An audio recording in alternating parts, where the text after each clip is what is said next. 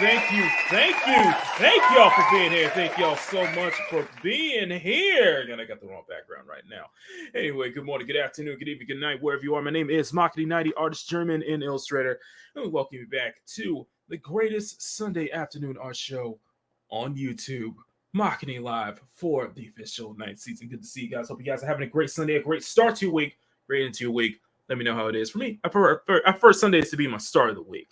Let's get everything going. And it would be Makini Live, and it wouldn't be a way to start the week without my two co-hosts here. Guys, please give a big round of applause to Bruce Lombardo and Mads MamaBear. Guys, thank y'all for being here.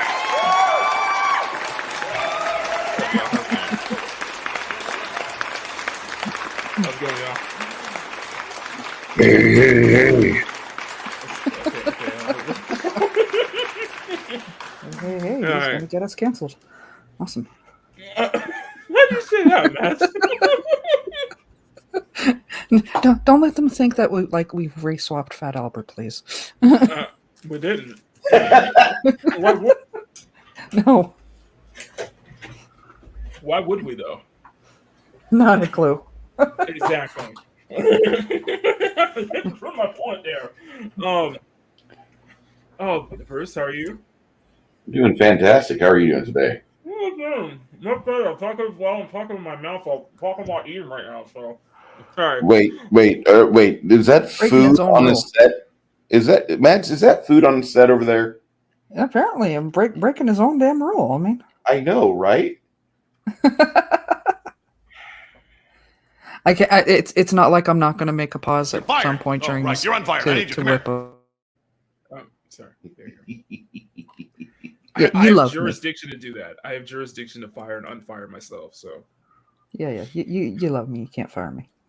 Oh no. Anyway.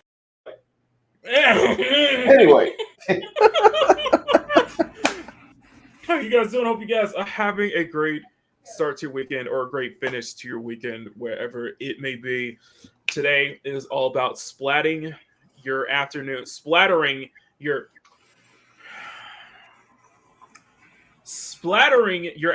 with color, as the title is. Hey, phrasing. I meant it that I did not mean it like that. I gotta stop doing this. We need to really get you just relaxed, okay? That's my argument. Maybe. No. Not really. No. Just for me, because I wanted to fix something real quick before the introduction was playing. Okay, I'm sorry, y'all. I'm very sorry about that. This is normally why I would put the laugh track here, but I refuse to insert a studio audience laugh track because in all honesty, I'm not that funny. Bruce and Mads are, but I'm not completely.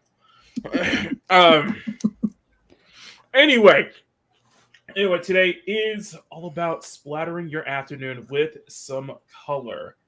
And if you guys get it the wrong way, then I don't know what to tell you. I'm not going to be worried out that clip anymore. So, but guys, we're going to start on a brand new drawing today. We're going to start on. I'm going to need some feedback from you guys as well. We got plenty to talk about today as well. So, without further ado, let's go ahead and share the screen. Go ahead and share. Let's share Clip Studio Paint. Get the canvas going up and running. We are good to go. You can see the canvas is here. Got a brand new canvas, brand new blank sheet.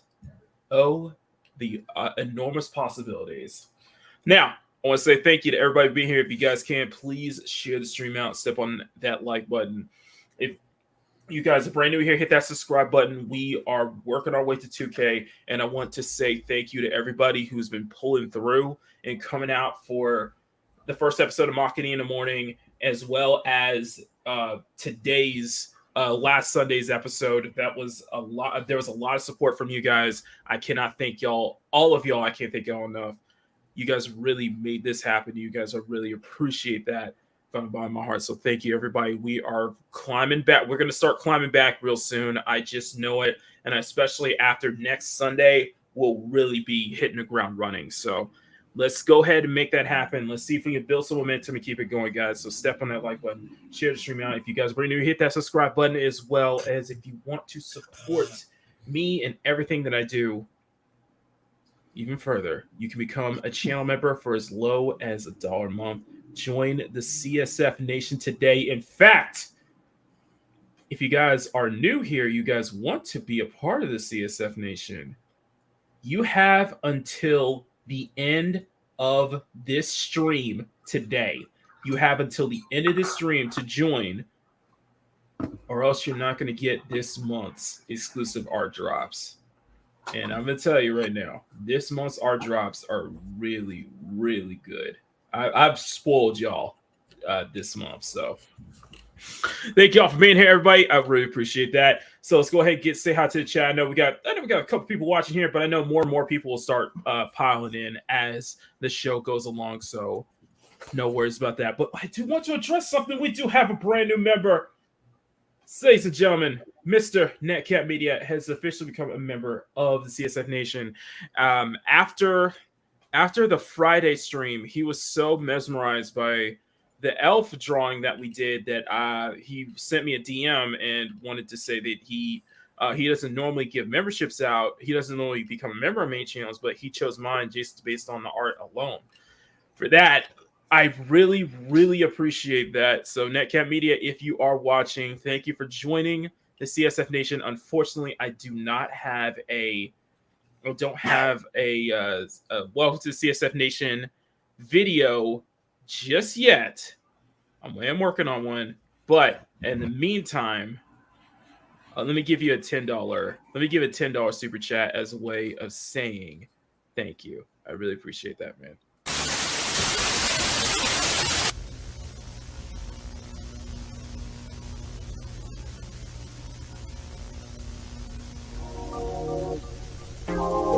Don't say no.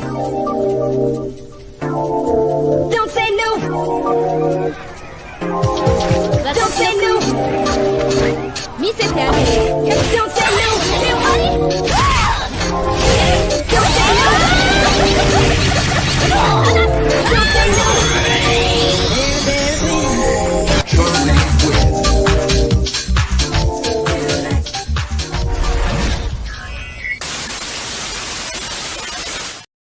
Wait on, my bad. Anyway.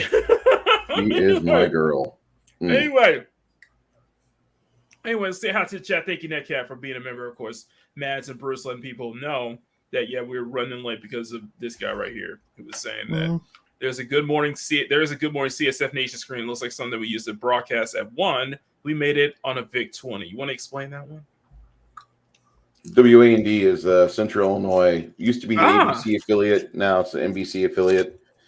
They swapped with Springfield, but there's that Good Morning CSF Nation. Bring up that screen real quick.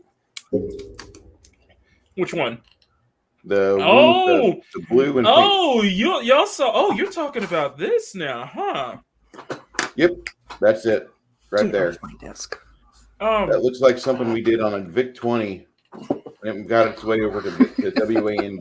I don't think I should. You know what, Bruce? I don't know if I should show you this right now, but Matt, should I?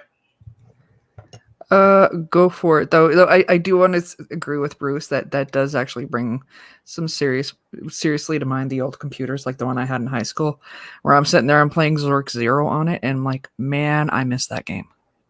Okay, it really makes me miss that game. First, Zork Zero was on a CD-ROM. I played games on a 5 1/4. Bruce, check this out.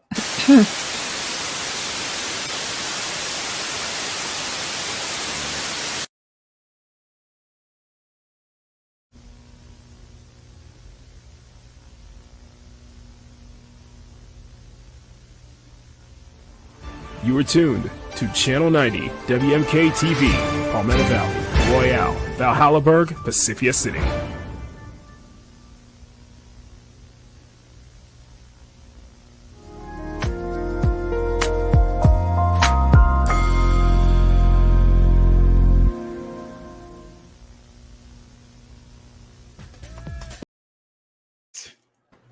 For For those who did not see catch that, yes, that is the official, and I mean official, trailer for the Monday show, Makini in the Morning. Yes, it is back. We've been doing this since for 2 weeks now. We officially have a trailer. We officially have an intro, and I'm working with the production. I'm working with the production team to get the end credits going as well. So, what do y'all think about that? That's funny. That's great. How's that for a morning show? That looks like a lot of fun. Tina Bojan says something at Dovetails. She's like, I played games on the Commodore 64 cassette drive. And for those of you youngsters, okay, you used to have a specially made tape deck you buy from Commodore Business Machines, and you plug it into this big oversized keyboard, and then you would buy a cassette program and press play on it to start downloading that information into your computer so you could use it. Kind of like what a hard drive is now, not nearly as fast. Sometimes you'd take 30 to 45 minutes to play a game. One time. Sometimes those games don't stay in memory when the game over screen hits, so you got to rewind it and press play again. It is madness when you think about the old school hardware systems they used to have. Commodore had the worst loading systems up until they brought out the 1581 3.5-inch drive. But that cassette drive that she's talking about, we had some of that for our computer work when we upgraded from Commodore VIC-20 to C64s. And then later, they even went up to Apple IIs before they went to Apple II GSs. But I'm telling you, the cassette drive was miserable.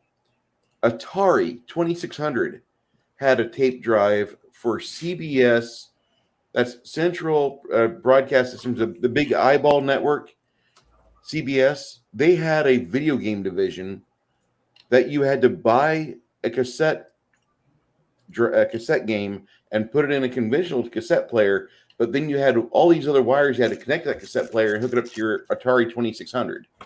And that cost you like $45 or $50, which was unheard of at the time. Most games were about $30 for the old Atari cartridges. There's 84 right after the crash, but nobody had told any of the stores yet where I lived, because it didn't take till about 85 for the Midwest to get hit by the video game crash. So when we're talking about tape drive systems, you press play and then you go in the bathroom and take care of your business. You go make a sandwich. You go check up with your mom if you have any chores. And by the time you come back to your game system, by the time you get back, you might be ready to play. Okay, then. Well, that was a lot of things back then too. I mean, even my sisters were talking about it not that long ago. Is one of the things we miss the most when it comes to today's world versus what we grew up in is ironically commercials, because the amount of activity you got done in the span of TV commercials and the sheer adrenaline rush that you got from trying to get your snack, run to the bathroom, not necessarily in that order, do what needed to be done, and then leap over the couch in order to get back to the show on time just as it started. It was just a sheer adrenaline rush, and you don't get that. Well, networks have nothing to show you. They have nothing. There's nothing worth watching on the networks nowadays, especially with the advent of the internet, where you can pay Paramount to stream it for you without commercials. Or if you're creative, you can find alternative means to watch these amazing shows. Hey guys, Yes, Maki. You do realize we have a chat that we still got to go through. Oh yeah, I'm aware of that. You did ask what people thought, and I do want to point out, Cavitano said, looks like somebody needs to clean their VHS head or just the tracking. I just had to point that one out. Okay, you can go ahead. You. I'm sorry, Maki. I didn't mean to take away from what you got going on there. Although I would like you to boost up your volume a little bit. I can hear Mads just fine. Wait, my volume? Yeah, or at least speak into the microphone. All right, let me bring it. How close is that? That sounds better. But before you sounded like you were putting your hand up against the microphone so you couldn't be heard right. If you can understand what I'm saying right here. Okay. How do I sound now? Better. That's Exactly. just lean right in and go. And for you ladies at What the hell home, is that? for you ladies at home, My go daughter's ahead been watching a lot. rattle your makes subwoofer while you listen to this show. Okay. We Let's say promise hi. it will be a vibrating good time. Okay, Bruce, tone down there. Let's focus on saying hi to the chat people. We got people waiting here. Okay. He's the perfect channel member. Splattering your afternoon with color. Don't take it the wrong way, stunning. Cheeky thought it was no, it's channel 90, man. This is WMK TV, channel 90, by the way. Give it away, my friend. THRST. What is that? W Thirst. W Thirst? Nah, that's not. But no, we are broadcast all across America, all across CSF Nation, all across the globe. It's just that, come from our little studio downtown. So we had a great view of the city. We had a great view of the city, don't we, guys? It's not bad. It's definitely right near the water. We're right near the water too. That view paired with this coffee is great. Exactly. Wait, there's a wrong way. I stored my first basic programs on a Radio Shack view. Oh God, I'm gonna start a Radio Shack. Don't get past started Radio Shack. So anyway, good to see you guys here. Thank y'all everybody for being here today. We're going to get started on the next, or should I say, the first illustration for the May monthly, for the May batches, as officially April is completed. This is the last day in April, and this is the last. This is your last chance to join the channel, and if you want to get access to this month's art batches, which got some really good goodies that I've been really bragging about a lot this past month. So we're gonna start brand new. What we're drawing today is we're doing another Fortnite skin. It's been a fortnight. Why not? Why not though? Because he likes Fortnite. I mean, that and my freaking you know how much my Twitter blows up whenever I post anything Fortnite related. I know. I just couldn't resist the pun. I know they're lost on you half the time, but no, that wasn't lost on me that time though. That wasn't lost on me that time, man. It's like, come on. Well, it's only taken like 3 years for you to start warming up to them. Oh my God. And I will say that. Oh my God, it's been 2 years since I started playing that game. Oh my gosh. Yeah, but it's been 3 years you've been listening to me pun away. It's been 3 years since we saw Mads wear shorts in the studio today. What do you mean 3 years? It's been 3 minutes for me. No. I'm pretty certain that's what happened with Maki. He saw her legs. I'm like, I'm going to get me some chicken real quick. Mm-hmm. Yeah, I was like, I got crave for Popeyes right now. At least you're not eating churches. Ugh. Hey, I like churches isn't bad, man. I like their biscuits. Honestly, hot take. I like their biscuits better than Popeyes. I'll eat Popeyes. I said what I said. I'll eat Popeyes dark meat every day. Honestly, I haven't eaten Popeyes in about 10 years. So I don't know if that counts as a what Bruce just said. You know what? I'll just. Have you seen the ladies work at the Popeyes? You're fired. Oh, right. You're unfired. I need you. Come here. No, Rowan. Hey, phrasing. There you go. The ladies at the Popeyes. Oh my God. Nah. My neighborhood has, I kid you not, 5 fried chicken joints within a reasonable distance. And that's not even including like the Jamaican stuff. I know which place to go to, and it's not Popeyes. Well, we have a Jamaican place, real Jamaica. Yes, yes, Pedro. yes, gaming. Yes, gaming. It is Splatterella. I just kind of grabbed whatever skin that I was currently playing with right now, and I just was like, okay, we'll just focus on Me and Matt are Bojan. just having a foul conversation over here. Exactly. This you're trying to ruin my concentration right now. No, but what I am doing, but what I is you're seeing kind of a different approach that I'm taking with kind of the thumbnails that you see here. I've been doing 2 layers of thumbnails, and just kind of different approach, and I'll kind of explain that in a little bit.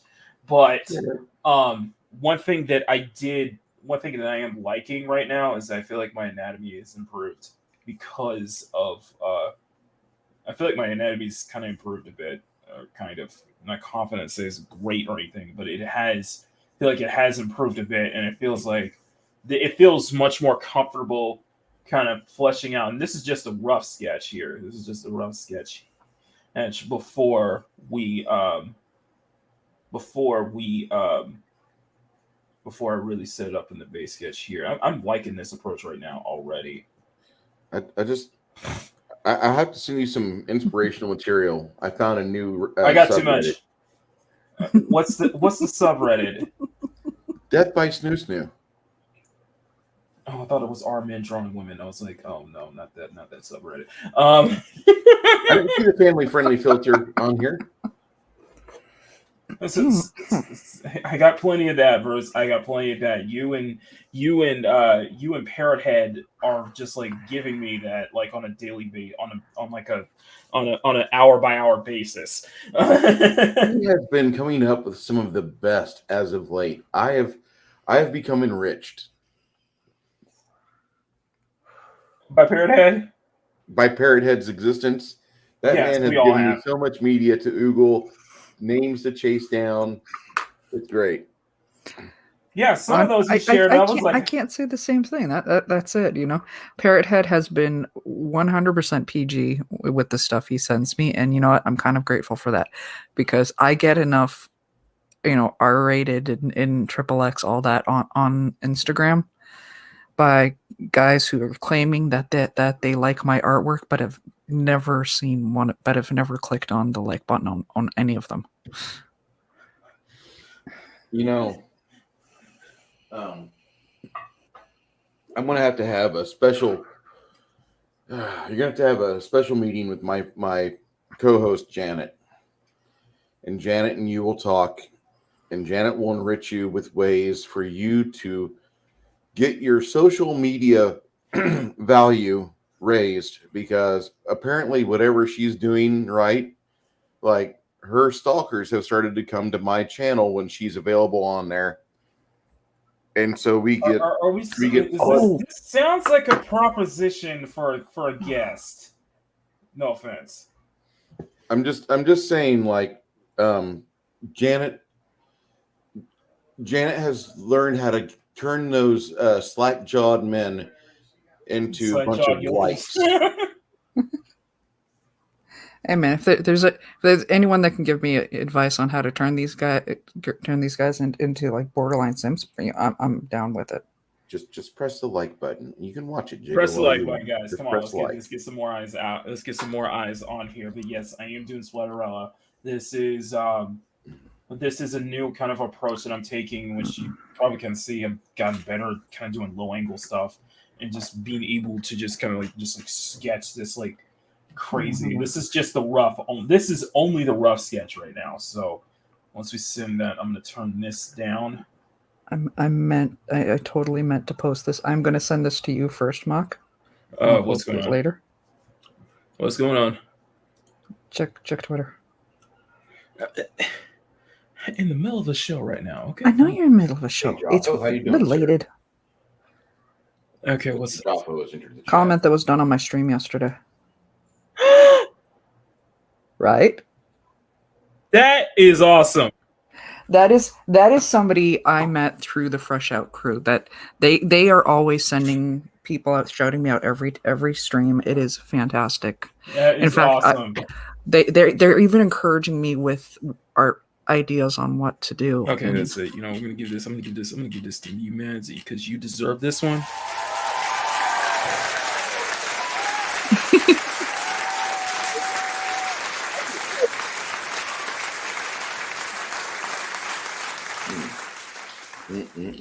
There we go. There you go. Okay, to fill in the chat, somebody commented after my stream yesterday on the artwork I did that he's tempted on having me work on his next album cover.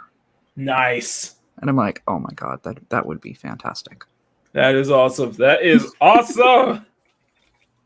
That is awesome. I'm so happy for you. I really am, man. So it's really, really great to see.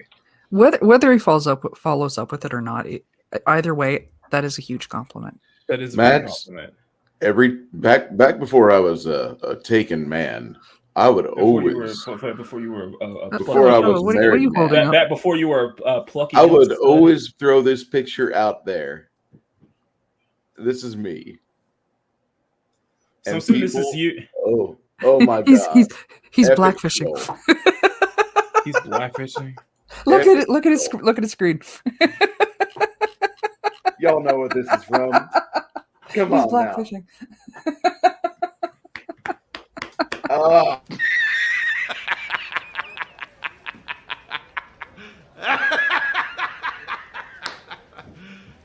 You serious?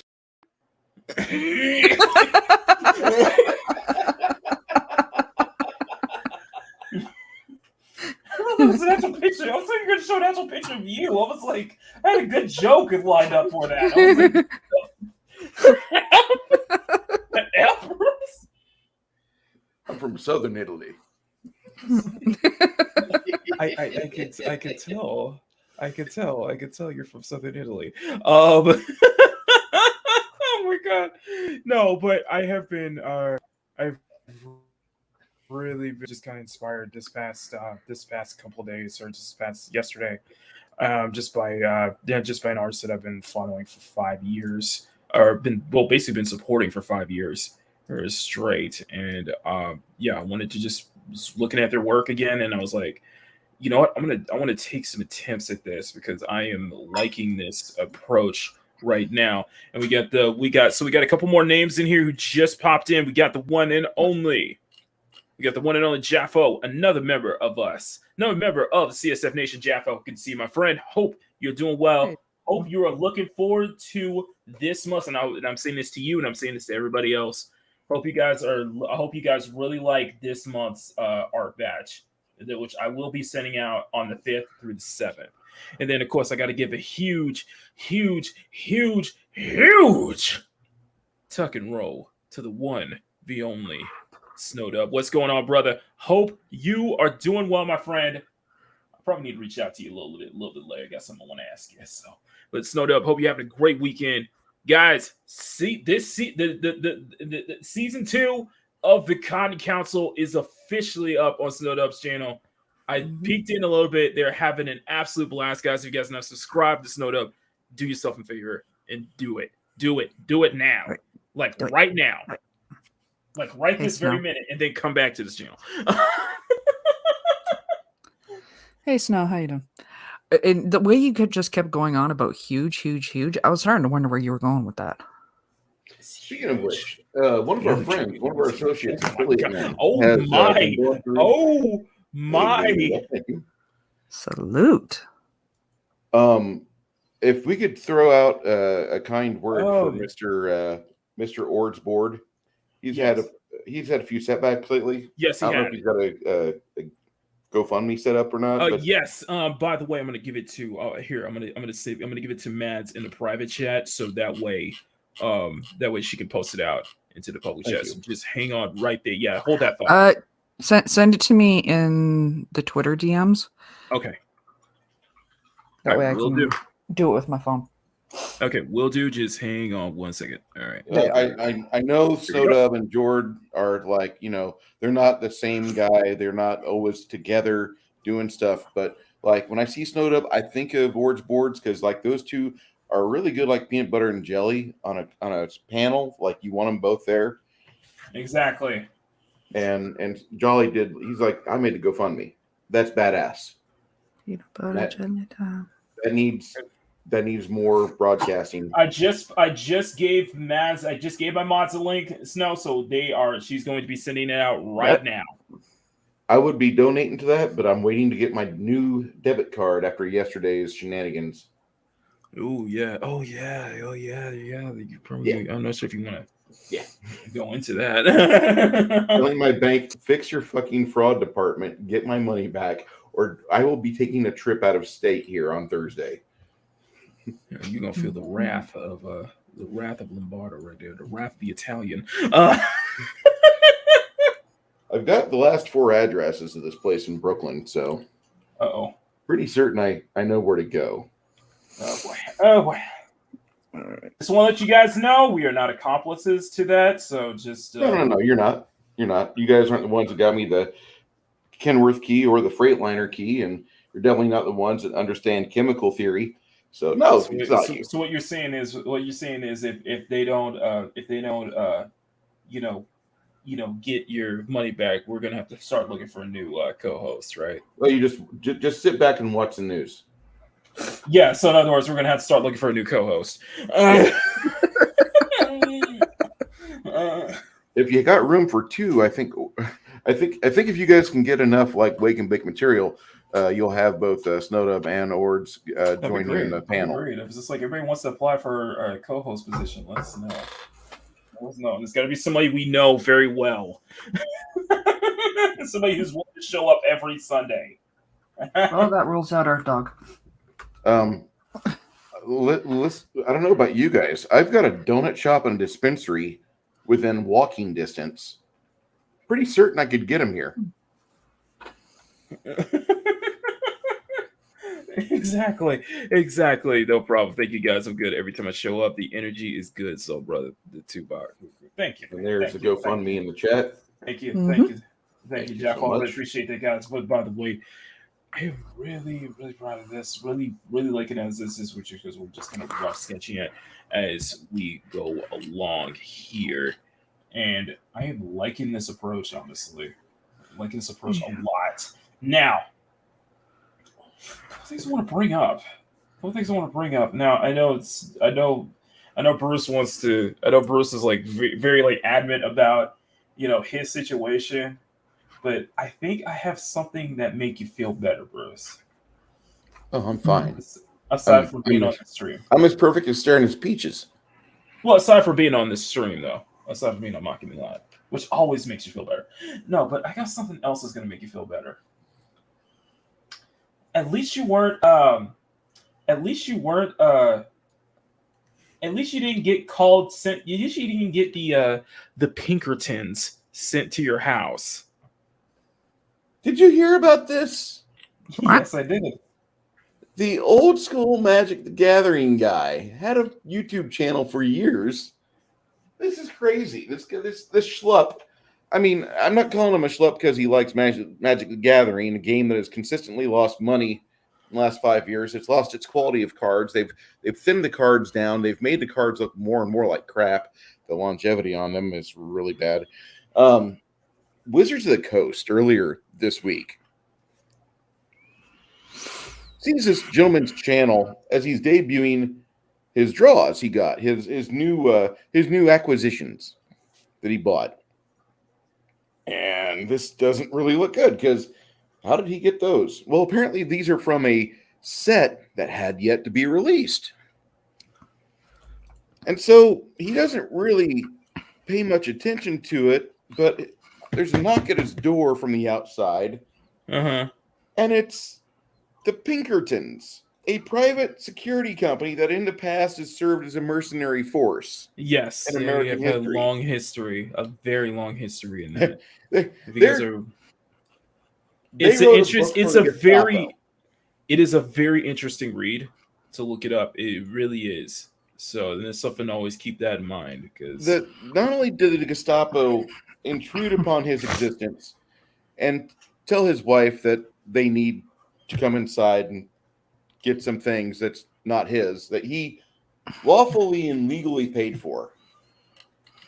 All right. See, the distributor, which he bought these cards from, had released the cards before they were supposed to be allowed for sale. There's certain days that you can get a pallet of these little boxes of product from Wizards of the Coast, or most games have a release date. You'll get them a day or two in advance, sometimes a week.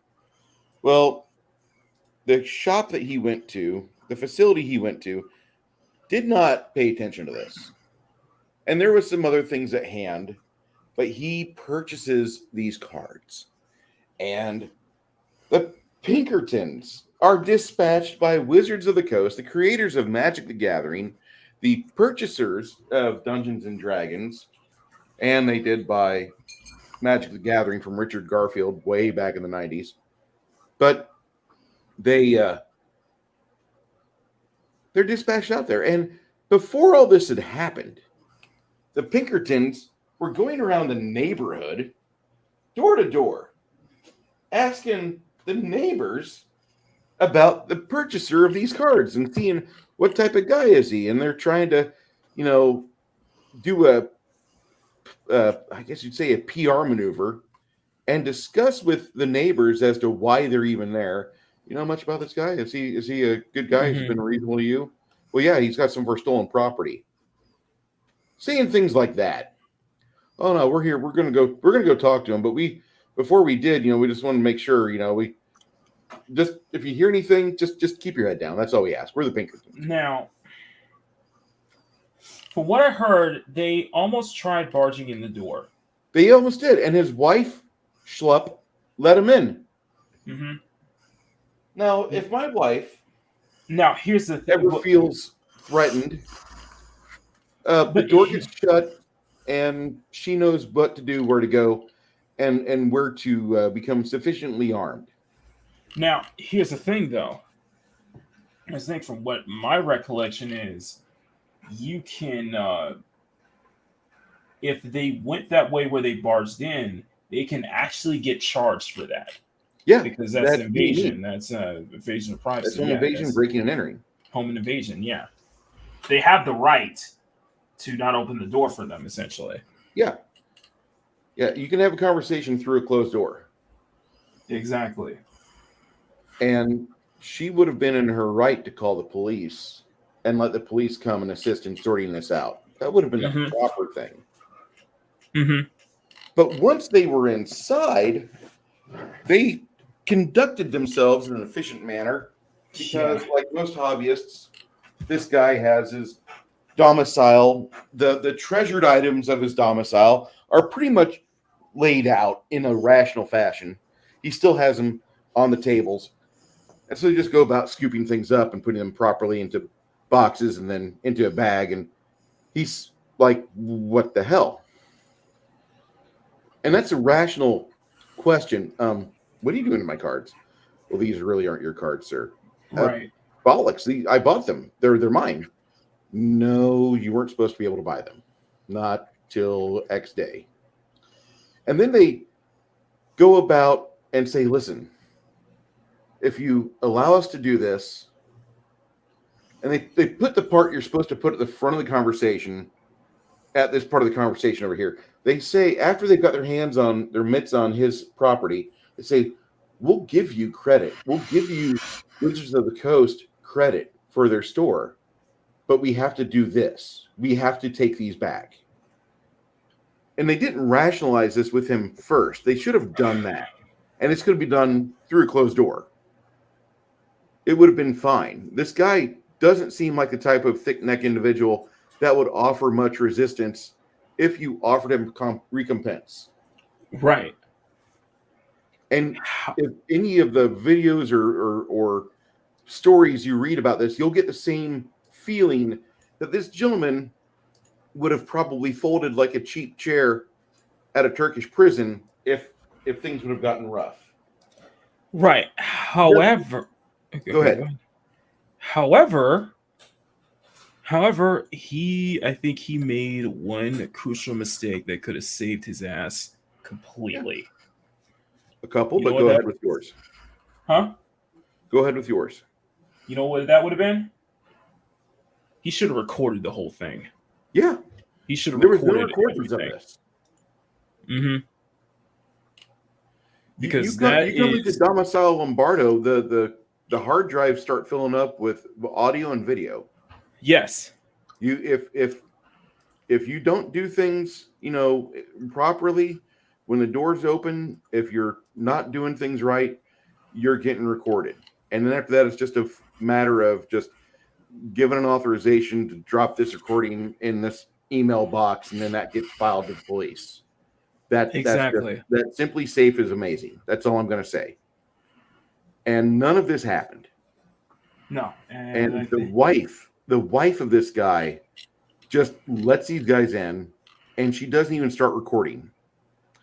Ladies, if you love your man and you see somebody that's not a treasured guest in your home making moves and actions, and you're not bringing that Samsung or iPhone out, your husband has every right to scream at you, to maritally punish you, withhold sex from you, have a lot more poker nights. Mm-hmm. This is an argument waiting to happen if this happens in other homes. I am surprised that it's been a few days and there's already not a notice of dissolution of marriage out of this home. But this guy doesn't surprise me at all with his lack of action all across the board. This guy should have recorded everything. He should have made them wait outside for the police first. I don't give a fuck if you're the Pinkertons with the Mexican army. You have to wait outside. TS. Exactly. End discussion. So all of this just completely, like this entire story, just it made me laugh, but it also makes me sad because this guy here, he's a geek. He's a geek like us, and I mean he's not going to watch the same stuff I watch. He's not going to enjoy the same thing that you and I probably enjoy. He's not going to be there for the opening episode of season 2 of Goblin Slayer. But this guy, he is somebody that he would feel at home probably hanging out with us, doing board games, or listening to Snow Dub and Ords just have a hell of a good high old time. Okay? And there's, as much as I want to rip this guy asunder, just treat him like a chew toy between two rat terriers. No. He'll learn his lesson. I think he learned his lesson. I hope he learned his lesson. But he did. I think he did. But I think the person I think the entity that we really need to, I think, deserves the most scrutiny is WotC. Okay, this is a critical failure number what? 5? 4? And I mean, from what we've heard was that this was a mistake, an error on their part, that they may have accidentally sent out a box or sent out a box that wasn't supposed to be sent out to influencers. Yeah, I'm just a little irritated at how this company is still being able to write checks. They need to be.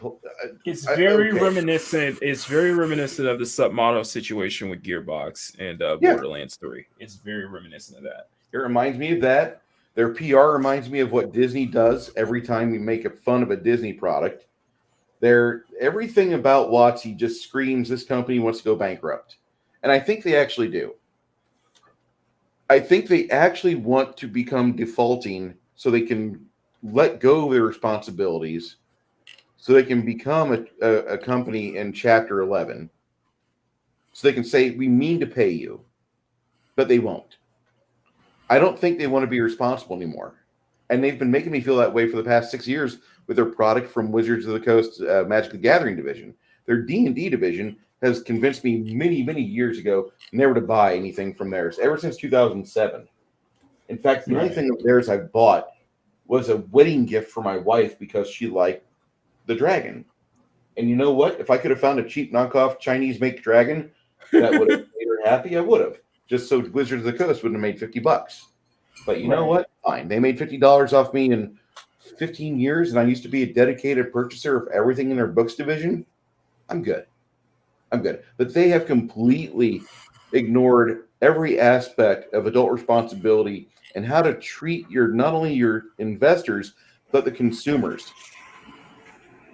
Yeah, speaking of mouse, I don't know. Speaking of which, I got to highlight this one right here. Well, Squeaka, you also know that, like a man like me, That's why I love Nestle Crunch.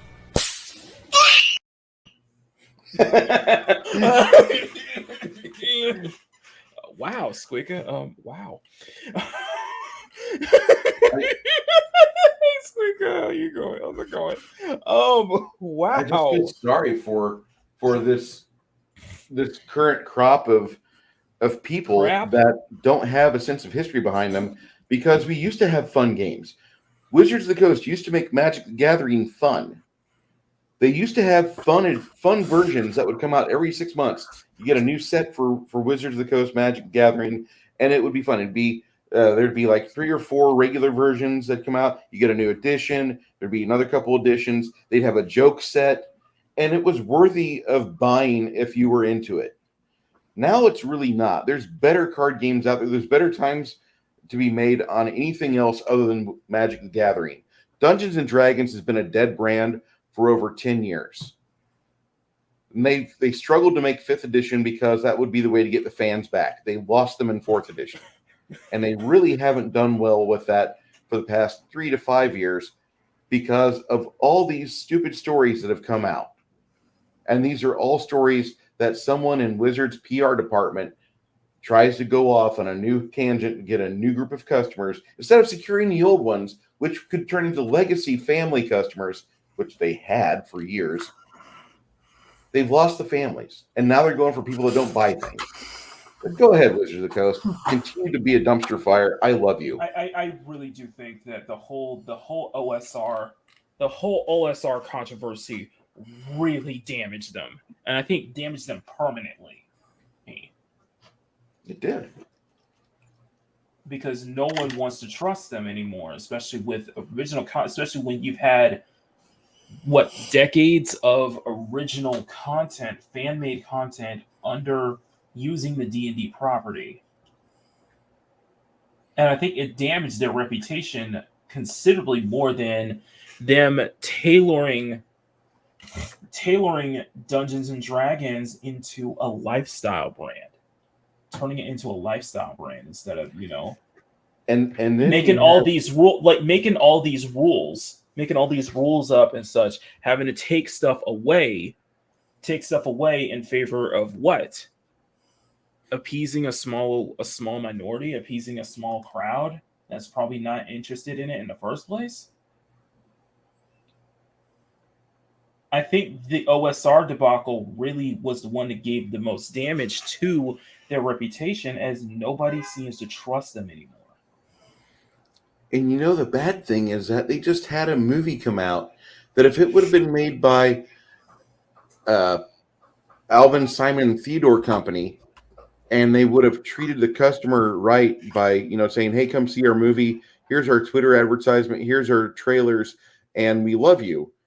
If they would have done that, they would have been fine. But because they were Hasbro controlling Wizards of the Coast, and they don't mind losing a couple customers to gamble to get a bigger audience, they went for this huge audience that likes Guardians of the Galaxy style movie trailers.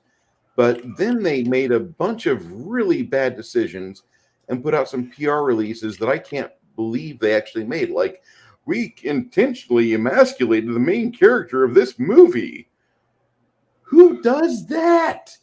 Why would you even... Why would that ever get to the PR desk?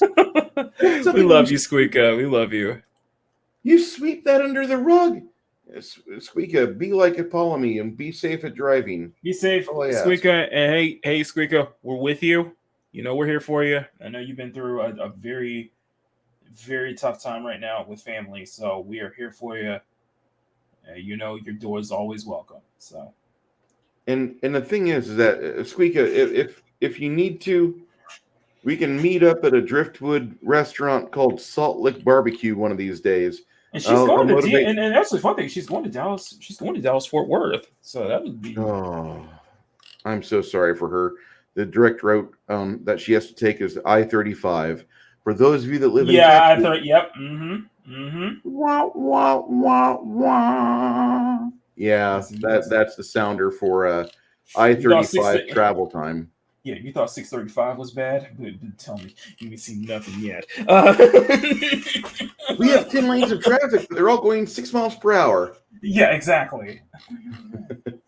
So, I just feel very sorry for the group of people that are young, that want to buy things with adult money, that want to buy quality things to spend the time with their friends and family. And Magic the Gathering has all this money. Dungeons and Dragons had all this money, and the keyword is had. The D&D movie. They could have made a big splash with this, but they didn't. But the keyword is had, Bruce. Had. They had. Mm-hmm. That's the entire timeline of Wizards of the Coast for the last 2.5 years. When they started telling us how to treat orcs, and they said we have to make drow good guys across the board. Like, wait, hold on, excuse me. You know, I'm going to reach out because I'm gonna steer away from. I'm gonna steer a little bit away from this because I want your opinion on something. Because I want to get your opinion on it in just a moment. However, it's funny that you bring up Hasbro, and I know our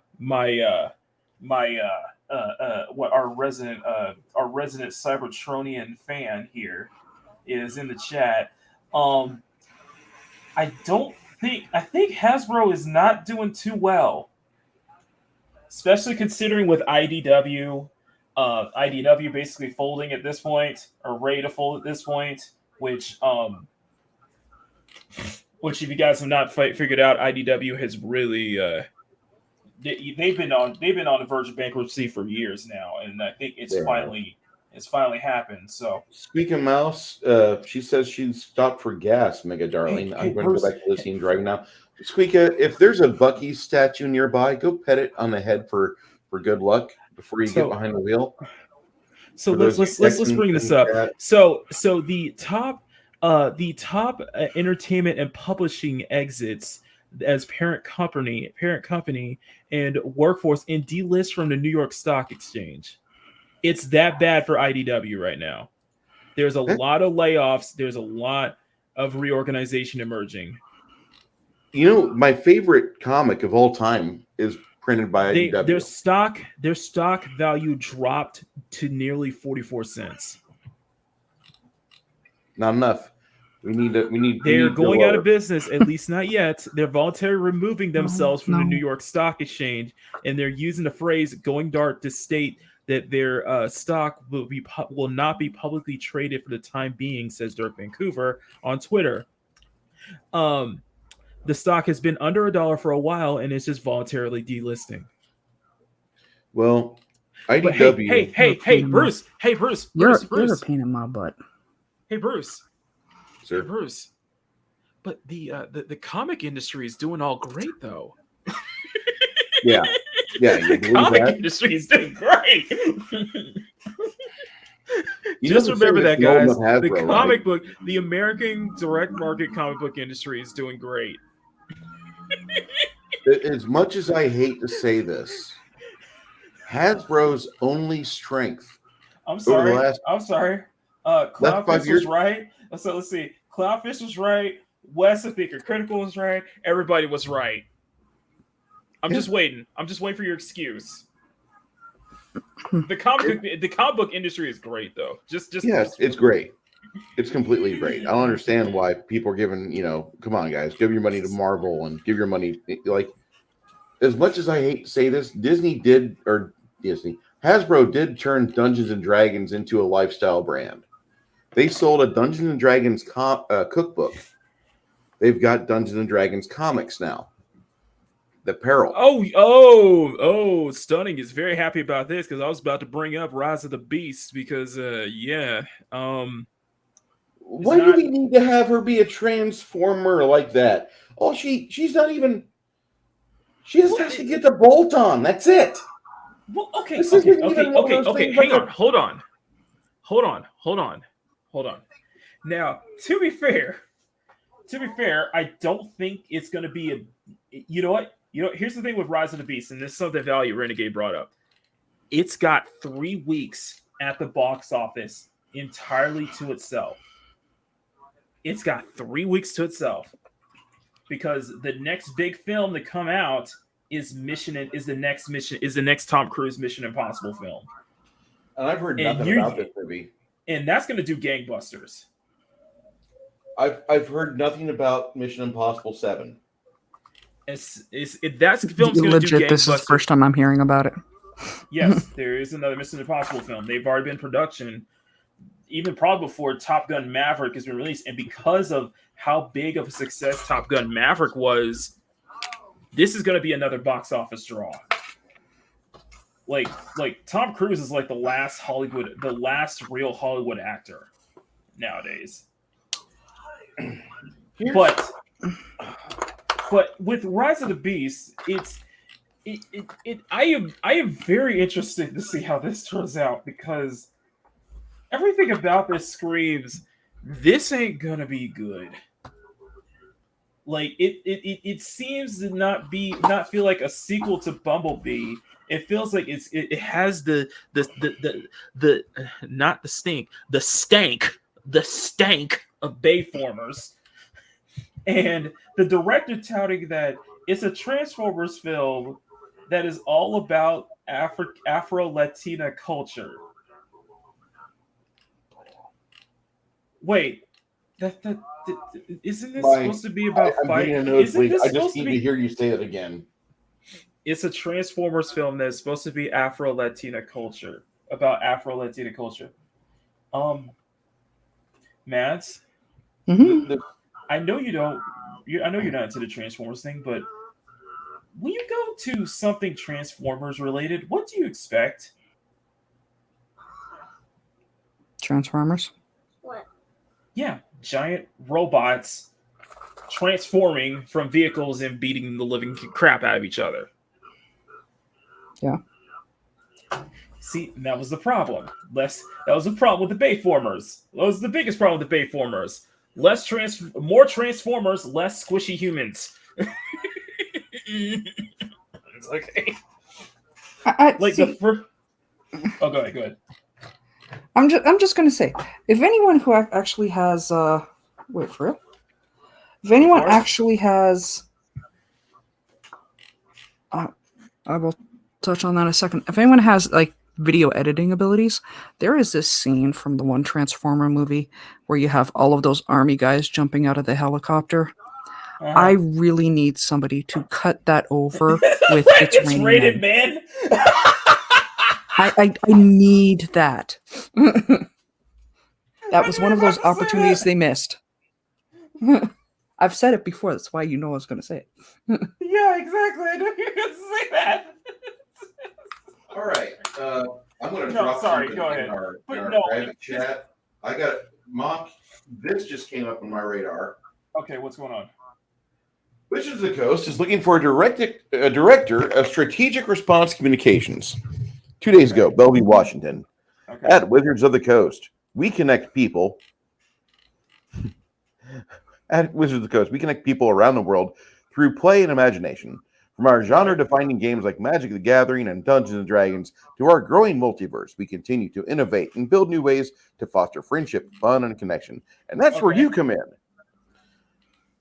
What you'll do is advise on communication strategy, process with business partners, and legal, marketing, game design, investor relations, product, and other internal teams as appropriate. You appropriately handle roadblocks that impact the execution. Lead strategic development and implementation of effective crisis and rapid response strategy plans, including social media and press strategies, press statements, press releases, content creation, and facts. ensuring best-in-class crisis response communications preparedness. Okay, so Ironcaster, T-shirt story, and everybody over at the Weekend Geek, if you guys are listening, and banditobane too, you might want to go ahead there and apply. I'm just saying. You might want to apply there. Dye your hair blue before the in-person review, though. Yeah. Before you do the in-person, Bandito, if you're listening, if you do the in-person review, make sure you kind of dye your hair blue or something. Any of you UK people, make sure you go to Az's house and grab that pink wig. Yeah, exactly. You'll be a shoo-in. What's wrong with pink wigs? The big pink wig. Okay, green. Okay, green wig. Okay. Sorry, we don't want to offend the pink wigs here. Okay, green wigs then. The Frost girlfriend that Az was the girlfriend he did when he Mulvaney'd himself. Okay, the green wigs. How about that? Is that better, Max? Max, sorry. I was gonna say, don't hate on the pink wigs. That's my favorite one, man. Okay. It's funny. We don't discriminate against pink wigs. Okay, green wigs. They don't have any education requirements on what you'll bring. Okay, fine. There's on what you'll bring to the table. There's no education requirements. Okay, demonstrated 8+ years in gaming-related corporate communications. Exactly. Bandito, Ironcaster, T-shirt. This is your chance, guys. Come on, this is your chance. Oh my God. This is what happens. Thank you, Megatron. This is what happens. $150,000 and $256,000 a year. $256K a year. I should apply then. Shit. You're the right melanin. I'm not saying that's like your only virtue, but I'm saying that will get you in the door. And where is this located in? Bellevue, Washington, just up north from you. About 9 hours drive. That'd be one hell of a What do you guys commute. think? What do you guys think? Do it. Makini? Go for it. Makini live is from Washington now. Hopefully nowhere near Seattle. Hey, I know people in Seattle. Like, you know. You're just saying that so I can be closer to you. Is that it? Be closer to Canada. It's still not much closer. Exactly. So you're still on the other side of the country. You ever see those videos, guys? Ooh, where, that's where rich people live. Okay. Animal. Here's what happens whenever, you take a small animal into the forest. You're like, okay, I've nurtured you. You're healed. Go.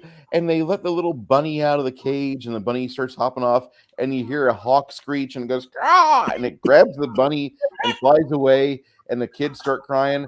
Well, that's actually kind of like what happens if Maki gets too close to Mads, because she will just swoop right on in like a bird and grab Mads, and off he goes. Which one's grabbing which?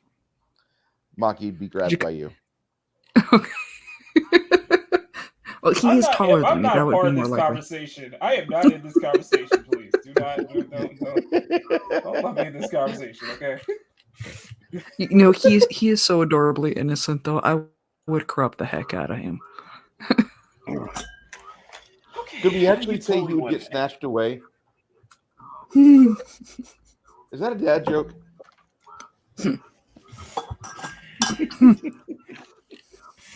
Okay, then. Anyway. Yeah, Bellevue is where rich people live. That $250,000 a year you'd be making would be very much poverty level. This right here is the downfall of the tablet, because I cannot see your hand blushing.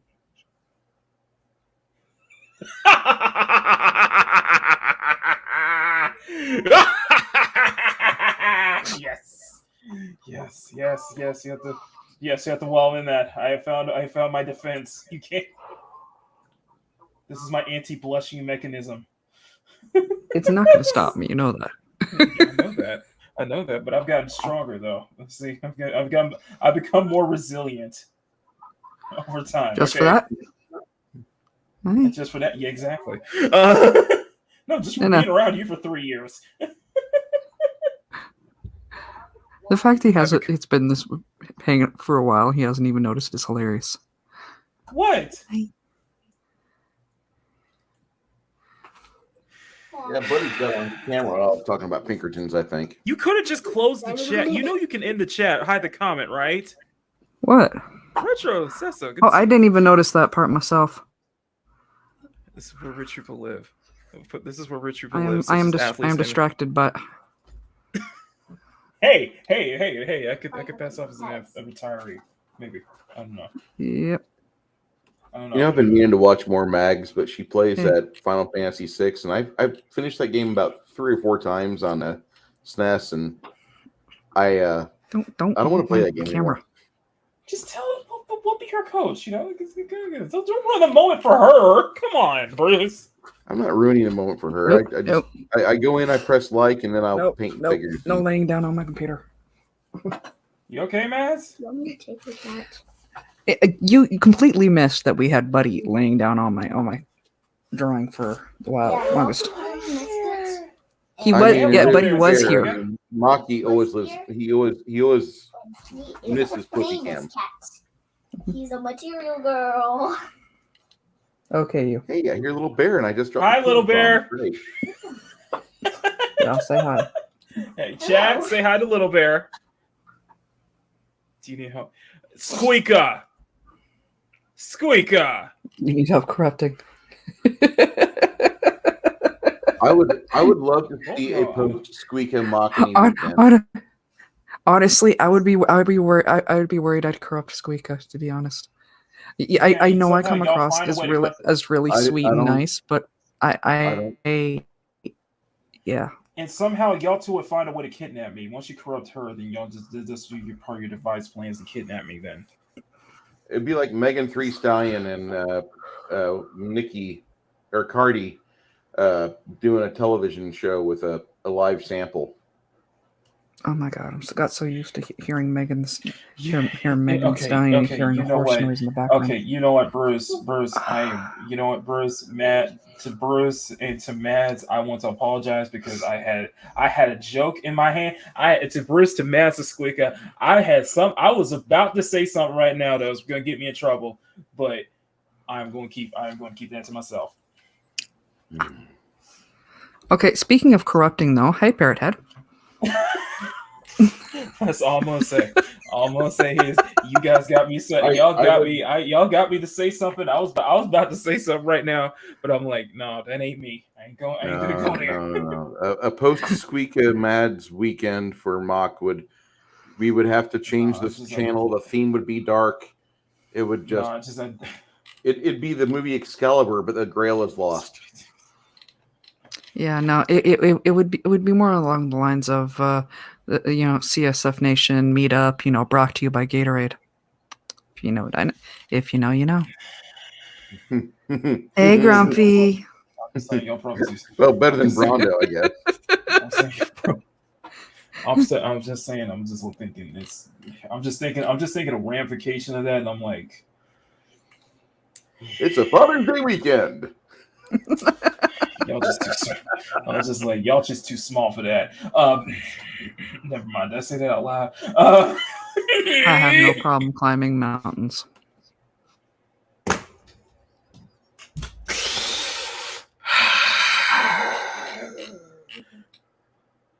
Hey, phrasing! Okay, that's a big one. I might play that. Hey, phrasing! Hey, phrasing! Okay, that's for this entire conversation right now. So let's get back to the family friendly part right now as I'm drawing. You know what? Never mind. Get it. Listen. Watsy. Case in point, Watsy and Hasbro are having the time of their lives. Basically, it's like if you guys are getting tired of Disney. And get tired of listening, tired of hearing about how bad Disney's effing up right now, which to me is like freaking popcorn every single day. Every time I hear something about Disney effing up, which I'm loving it every single moment of it. You got Watsy, and if Watsy's not enough the appetite, you got EA right now because Jedi Survivor ain't doing too hot now, is it? No worries, Johnny. We cycle back to it every now and then. I kind of feel sorry for the people that bought Jedi Survivor, the double premium pack for $900. I was gonna say I kind of feel bad for Respawn a little bit. Kind of. I'm just saying that they seem to have hit a brick wall. Mm-hmm. Well, it's the game has been bugged to heck, all up to the point where it's like you can't even it's bugged to the point where it becomes unplayable at times. And that was with the day one patch. And it's just bad seems whenever that- you can pull out Valheim and say this has better, more affordable, everything better. And Valheim's like a nobody one-man studio. Not a one-man studio, but you know what I mean. It's a very independent studio that made that. Right. And I'm just Valheim saying is with- offering so much more than Jedi Survivor. I'm just saying, it's just like they're getting blowback left and right, and it's gotten to the point. It's gotten to the point where even developers are starting to clap back at the fans now. You know, it's like, you know, we do have a point. It's like, no, we're not QA testers, but y'all got to do. But even people who aren't QA testers are better, have a better understanding of what's going on right now than what you guys are doing. So fix your game, guys. This shows that. I think this another thing with Jedi Survivor, and I think with a lot of other games recently, has shown that this whole, you know, AAA live service, you know, approach isn't going to be that sustainable. It's starting to wear out on people, you know? Jeez, I just noticed that was still active. What? Squeaker's comment. Oh, it was? Yeah, I'm looking for it.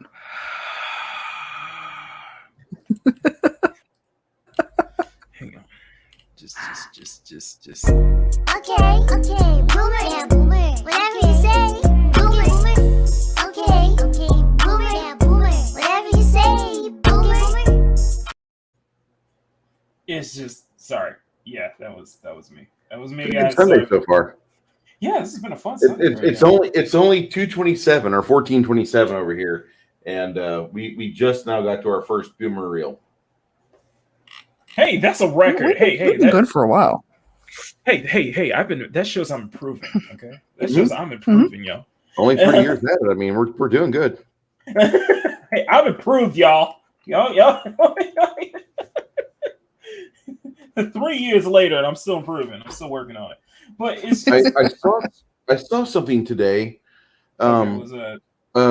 Our friend Megan, she gonna be back a bit, but she's got to take a little bit of time off. She's just had a run of just events happen. Life hit her. Right. But Yeah, new reviews. Yes.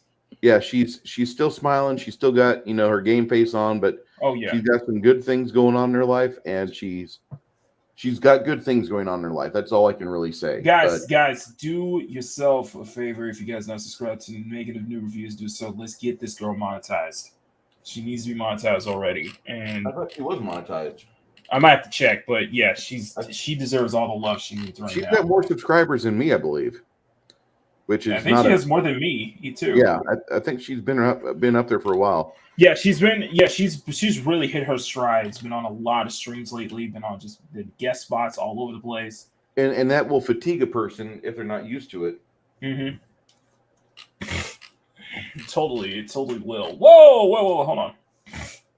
Sorry. I'm gonna have to put.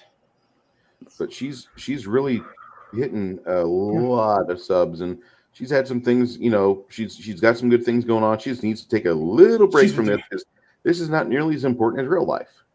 Her workout regimen, her workout kind of journey has been inspiring, to say the least. You haven't seen it, have you? No. She's been posting workout. She's been posting kind of her progress and losing weight and such like that. It's been really inspiring to see. I'm hoping that she is God, this sounds. And she's so thin sexual. already. I think she's thin already. She's just trying to be. I think she's trying to be fit. I think she's trying to be fit, but she doesn't have much weight to lose. She's a right. That's what I said. That's what I just said. I think she's working. She's not fit. somebody I want to see lose weight. You know, because like you go to 100 to 90, from 100 pounds to 90 pounds, there's not much more you can do. Exactly. You know, last thing you want is to go into anorexia, go into that anorexia state. banditobane says, "Shout out to Perch of Comics with Perch. He just lost a family member. So your prayers, no, positive thinking. That's awful. Sorry to hear that, guys. Show Perch some love. Perch is a great channel. Perch is a great channel, and he's usually in the era of kind of the more crazier channels, Perch is the much more reasonable comic channel. I always enjoyed his content. So yeah, guys, show Perch some love as well, because he is an excellent comic channel. So yeah, we got a lot, man. It's been an interesting couple of what was that? One of my neighbors in his truck. I thought there was a pressurized door opening to let Ripley and the xenomorph in the laboratory. No. Oh, that's right. That's right. In this neighborhood, you get two kinds of families, generally, and that was the redneck side. So I was about to say last week was April 26th. LV426 day. Exactly. And it's kind of weird because all these movies hit my feed lately. So I've watched Alien, or there was another one where they're following a comet, but that didn't work out too well. A bunch of short films in the Alien universe, like 5 minutes and less. You can just do a quick search on IMDb for Alien movies, and there's like 5 or 6 shorts that came out that YouTube's like, oh, you're a science fiction guy, right? Well, don't watch these Dust short films, which are amazing. Watch these Alien movies instead. And those weren't bad. I mean, they were digestible. They're easy to watch, but I really like Dust. Dust is my favorite fiction channel for like movies for YouTube. Let's see, you ever see Raka? I have not. Raka, it's basically post alien invasion Earth. It's like 20 minutes or 26 minutes, but alien reptiles have invaded the planet. They have captured a lot of people. They're breeding themselves with the unwilling hosts. They have really good special effects showing you various scenery items like the alien hives and such.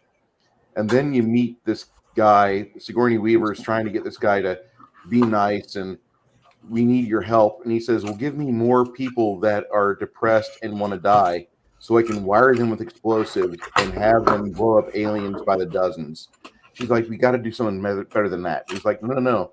I love this. You're trying to take us back to before the invasion when there was law and order. I like it now because I get to be complete prick and I get to be evil. So you have a really good setup, and I think Neil Blomkamp is involved with it. But Sigourney Weaver stars in this, and it's Chappie. about 5 or 6 years old. For those who don't know, Neil Blomkamp is of Chappie and District 9 fame. Yes. Sorry, go ahead. Yeah, I like Blomkamp. I really do. He's made some stinkers, but there's some really good stuff he's done on Dust. Nice. I was gonna say, I thought you was I was joking about that. I was like, yeah, alien reptiles taking over. Isn't that what's happening right now? I'm sorry. I'm trying to talk about that openly, but I'm underneath a Moloch statue here, so I guess we, whatever. Okay, I was joking. I was joking, but yeah, it's you know what, it's just kind of interesting. It's like, that's where you kind of go to. You go to the independent stuff. You go to just kind of whatever is not hugely mainstream. and it's interesting to kind of see like other alternatives and things really, really start to kind of get some footholding and really start to gain some ground. You know what I mean? Yeah. And I think there's gonna be more on the way, no matter how much, you know, the big guys want to kind of take that away from us, take that kind of that independence away from us, or take that you know, sense of freedom away from us, I guess you could say. Or be able to, you know, try and stop us from wanting to go out and create our own platforms and things of that nature. Grumpy, Yes. Blomkamp has been completely railroaded into either doing small independent things that are fun to watch and fun to make, or he's getting involved with things that are not fun to make but will pay a mortgage. And so he's having to balance this out. And He was headlined to do Halo. He was headlined to do a Halo film. And unfortunately, considering the fact that considering what happened with Paramount, wasted opportunity. Yeah. I don't know what the hell that was, but that is not Halo. It's anything but. Sorry, I don't want to get into another rant again, but Jesus Christ.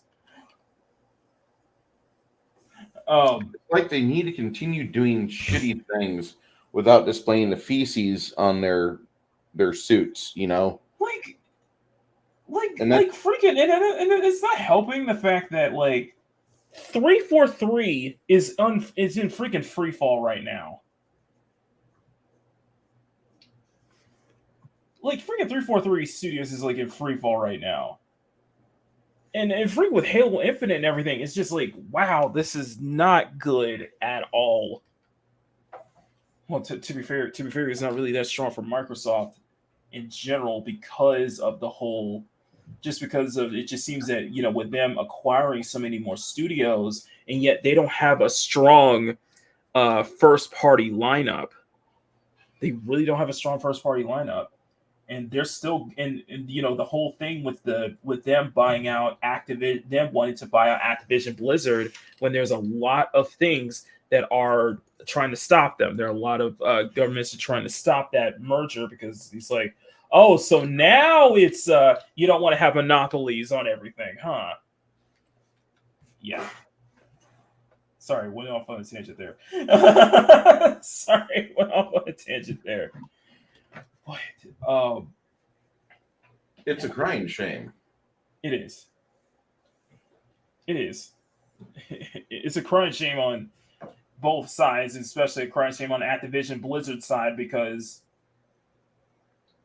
it seems like there was like this manifesto with Activision Blizzard. I don't know if you guys heard this recently, with that they have to now kind of decide what games to release on because staff and confidence has been really bad, because situation has been bad for them recently. Staff and confidence is just now getting bad. It's just now getting bad. No, all that crap from the past 3 years. No, that was fine. The losses we took in the first and fourth quarters, perfectly okay. But now it's getting bad. Oh.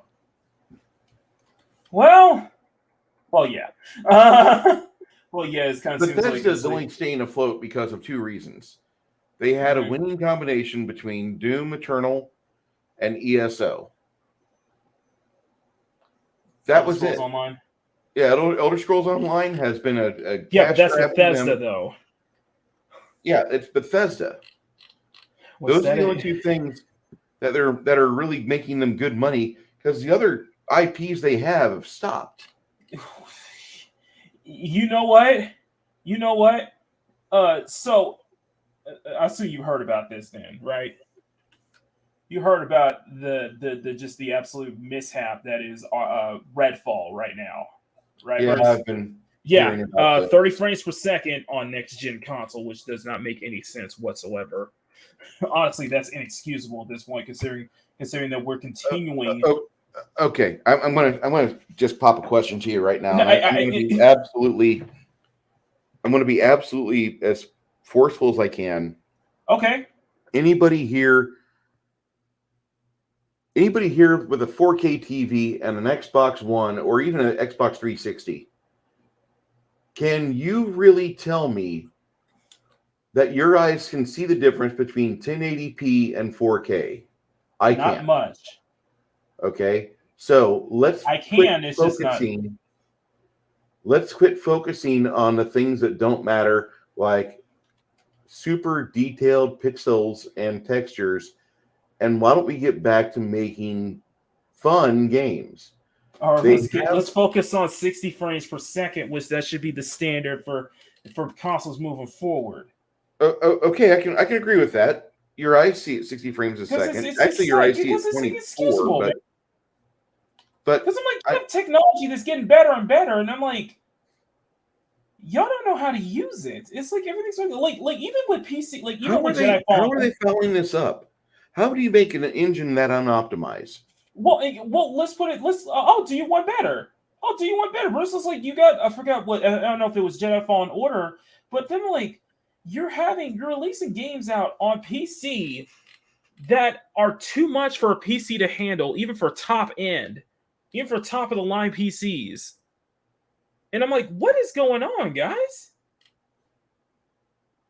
Like, seriously. What are they actually trying to achieve? That's what I want to know. Why are you trying to achieve? It's like, why are you having these files so big and such? Why is the requirements so heavy, even for high-end PCs, to be able to handle? Like, seriously. Like, I'm being serious about that. Mm-hmm. Like, you guys are like for example, Forspoken was one. Because the PC requirements for that were too much, even for high-end gaming PCs, gaming towers to handle. And I'm like, y'all are not handling your resources better. Y'all are having horrible hand of your resources, and you guys are not knowing how to optimize. That's what it seems to be. That's what it's feeling like. So this whole thing with just like 30 frames is, don't just give me the excuse. I'm like, listen, we're at a time now where you're trying, when you have consoles that are desperately, and I mean desperately, trying to match the specs of a PC and even a mid-range PC, there should be no excuse why you can't get 60 frames per second. I'm just trying to ask this question. Okay.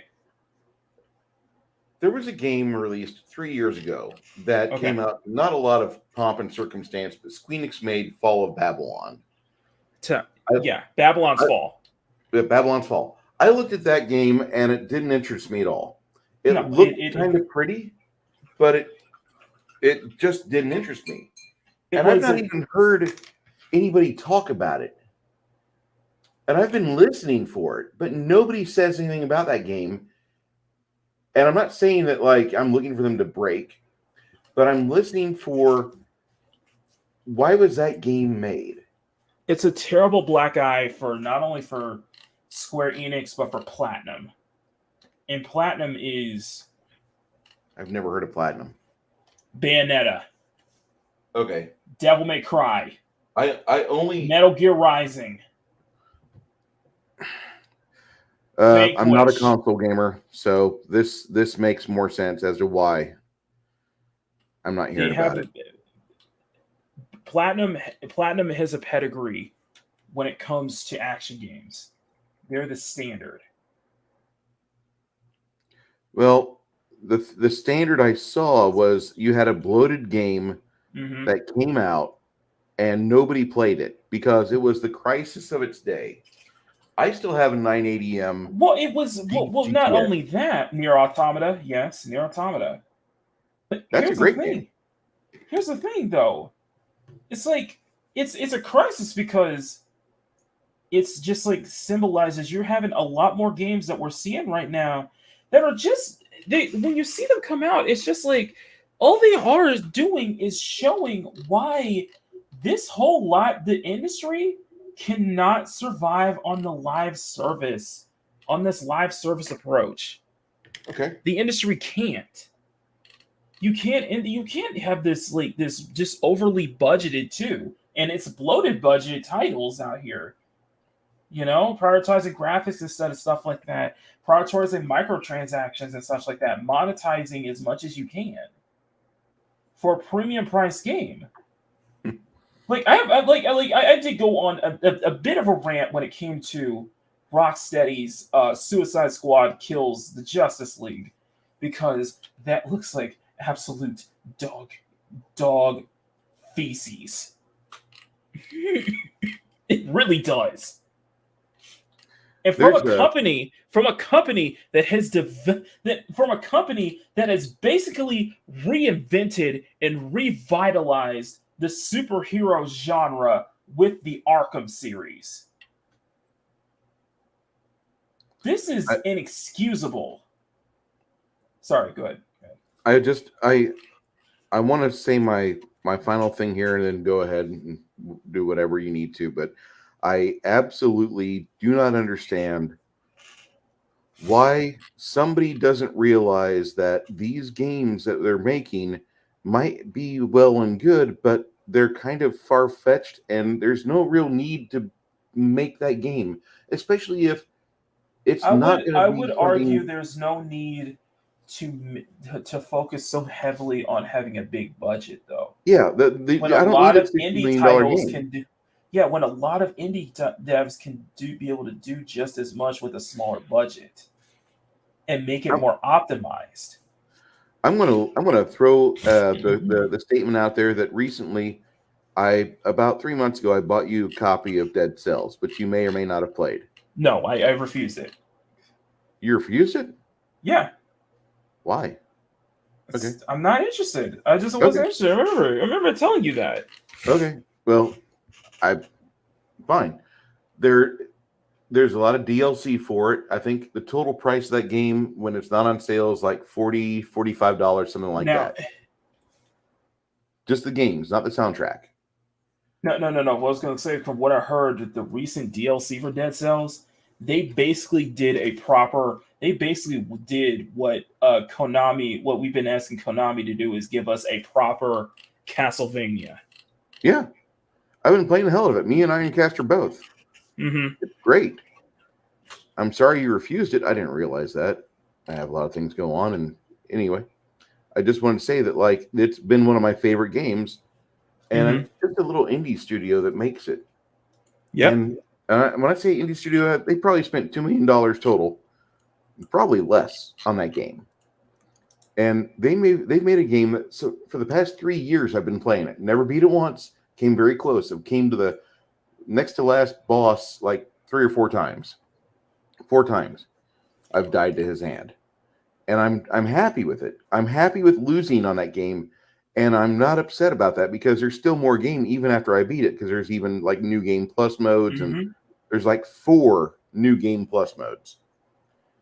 Dr. Afro's like Bastion and Hades. The company makes them. I think it's Super Genius. I'm not Supergiant. Supergiant makes amazing games. Yes, on they do. Small budgets, and they have a great soundtrack. Hell, the programmer. That's go ahead. So, the Supergiant, that is Hades. That's Bastion. That's Transistor. Yeah, they've made some absolute just games that are absolute like indie darlings. That's how you make games. Well, darlings of the video game industry in general. Yeah, and in my opinion, like the indie retro market is much more enjoyable to delve into than anything AAA. It is. I've not played a AAA game, God, for over 10 years. I haven't. The last AAA game I actually loved was Shadow of the Colossus. Wow, we went back a ways, didn't we? That's Sony Japan. That's the old Sony Japan before that got shut down. Yeah, and the game that I liked after that wasn't even that well broadcast into the mainstream sphere because it's just not that type of game. Wipeout Omega Syndrome, I guess. Omega Collection, yeah. Which yeah, you found that in the spiritual successor with Red Out. It's been Red Out and Ballistics NG. It's in G, but you know that harbors back to the time when racing games weren't all the same. That there were subgenres within that genre specifically. And I honestly wish we could just. I would love to go back to that, and that was during the PS2 era. I think the PS2 era was the highlight of the console market. It's the golden age. PS2 the golden age. And what was the Xbox? It was Xbox One, wasn't it? The original Xbox, yeah. Yeah, the original Xbox, black and green. The original one. That was it. It wasn't everything was online. You grabbed 3 friends and a couple cheese pizzas, and either 12-pack your favorite adult beverage or 2 liters. You just go crazy. You just go crazy on Halo 2 for an entire night, all the way into the wee hours of the morning. And that was when the AAA games were fun. I played Halo 3 for like a half hour. It bored the hell out of me. Mm-hmm. ODST was fun, right? But I don't play AAA games. Give me Quake. I can go on ModDB. Dude, I heard what they did with Unreal. I heard that the whole thing. Don't even go. We don't have enough stream left for me to. Yeah, because Nerdslayer. No, because I was watching. Because last week I was watching Nerdslayer's Death of the Game series, and he covered the last tournament. Yeah, and how they basically shut down all the servers for it moved forward. Yeah, they got rid of the servers. You can't buy any Unreal game anymore unless it's a hard copy off of eBay. Mm-hmm. And all the funneling that you guys, no offense, everybody that likes Fortnite, I'm happy you like Fortnite. I'm on the same belt with you. I'm with you. As much as I love I love the game, I do, but I am not going to deny the fact that Fortnite's success is one of the reasons to why a lot of games under Epic's library, why they haven't moved. Does anybody remember Paragon? Paragon, that was great. That was a good MOBA. Mm-hmm. Then you had I'm going back with this, but Jazz Jackrabbit series. Can't find that on Epic. Yeah, that's early. That's early Epic right there. Yeah, that's 90s. 1 and 2 were great. Hell, that's one of Cliffy B's earlier games, man. Yeah. But they have ruined their creativity because they've discovered greed, and they're not in the mood to go back to it. And power, don't get me started on that, man. No, because you said Red Dead, because Red Dead Online was basically dead. And you know what killed it? Take a wild guess. GTA 5. Yeah. GTA 5 has made more money in 7 years than Star Wars franchise has made in 40. Like GTA 3 has been GTA 5 has been out for 10 years now, and it's still atop the charts because of GTA, just because GTA Online. I'm not completely upset with that because I'm not either, but you see that for people GTA who are, 5, I'd probably like it. But if you were somebody like me who are fans of other Rockstar titles such as like Bully and Midnight Club, and not being able to see a franchise, even Red Dead, not even be able to see see those kind of franchises like that come back because of the success of GTA. You know? Mm-hmm. It's the same thing, and I'm assuming a lot of people are feeling the same way with Epic, because not just because of Fortnite, but freaking their engine is making breakthroughs, man. Yeah. You've been watching. Have you been watching some of the GDC stuff they've been putting out? Listen, I've got a friend that lives about 4 blocks from me in another apartment complex. It's double the rent over there, but he's making money in San Antonio by doing real estate environmental construction with Unreal 4, not 5. Unreal Ed 4, he builds a house. Right. And he builds a house on it with Unreal Ed 4, and he does a complete construction. He does the outside. He has everything designed down on the inside. He puts in the furnishings. He does everything right. And he's making bank because what is possible with the Unreal Editor? It's getting to the point where now it's a lot like Roblox, where it is becoming a legitimate game developing tool. Yes. Like you can literally develop an entire game from start to scratch. And it Using makes this me engine. happy that they're able I'm to do happy that. to see that. Yeah, you can create a game on Unreal Ed, and when you throw it on the marketplace, they'll take a percentage of what you Right, and made. it's for people who don't have experience, and it's an amazing tool because for people growing up who want to get into game design, they have like something like that for Roblox, or for somebody like me who has no experience in that tool whatsoever, can learn using that. But you can learn to use it. Exactly. That's what I said. The community around them is so very helpful. Mm-hmm. And they're so very helpful at just like the early stages. And when I say early stages, if you still want to make Unreal 1 level design, there's a group of people out there that's about 50 in number that I know of that are still making Unreal 1 levels. Mm-hmm. With the Scourge, with Deathmatch, they're still making it. And they'll bring you in their club. And if you're willing to listen to them, which means you do have to put up with their asinine selves sometimes. They aren't like sunshine and rainbows, but right. They are helpful. Just listen to what they have to say, and they'll help you. But if you're a kid, 15 years old, and you want to download Unreal 5, and you want to design houses, there's a group of people out there that will show you how to use Unreal Ed to do environmental design. Mm-hmm. And it's a very low-cost investment because the tools they give you at first, here's a free one, here's what you design your games environments with, etc. And they have courses. They make their money up on their add-ons. They're smart about it. But the basic items, the core items, free. I think that's great. But I really wish that Epic would not be so fucking greedy. Give me the servers for Unreal Tournament 99 back. Yeah, I think that's, or let us, or go that route of just let them have, Epic let people do, continue private or custom servers.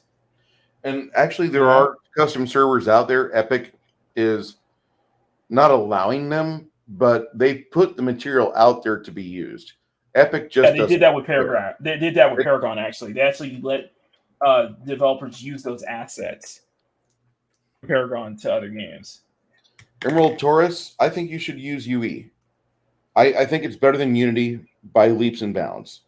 Right. And I think you'll be happy with it, but you're going to spend a lot of time, and we won't see you very much. There's also something that kind of hit here recently that I just want to let people know that we've been in this talk the entire time, and nobody's noticed the fact that this stream is probably going to get demonetized. Sorry. No, because look what's on screen. Nobody's paid attention to the fact that it's on screen. I love the fact that nobody said anything until they said anything about that. I'm pretty happy about that. We have a very mature chat. They appreciate tasteful art. We are people of culture. No, this is how I'm setting up. But no, I'm doing a different method, guys. This is how I'm setting up the base, because I did promise my chat that I was going to do that I am going to do not safe for work art for my members this month. So I'm just learning kind of how to do this as a base. So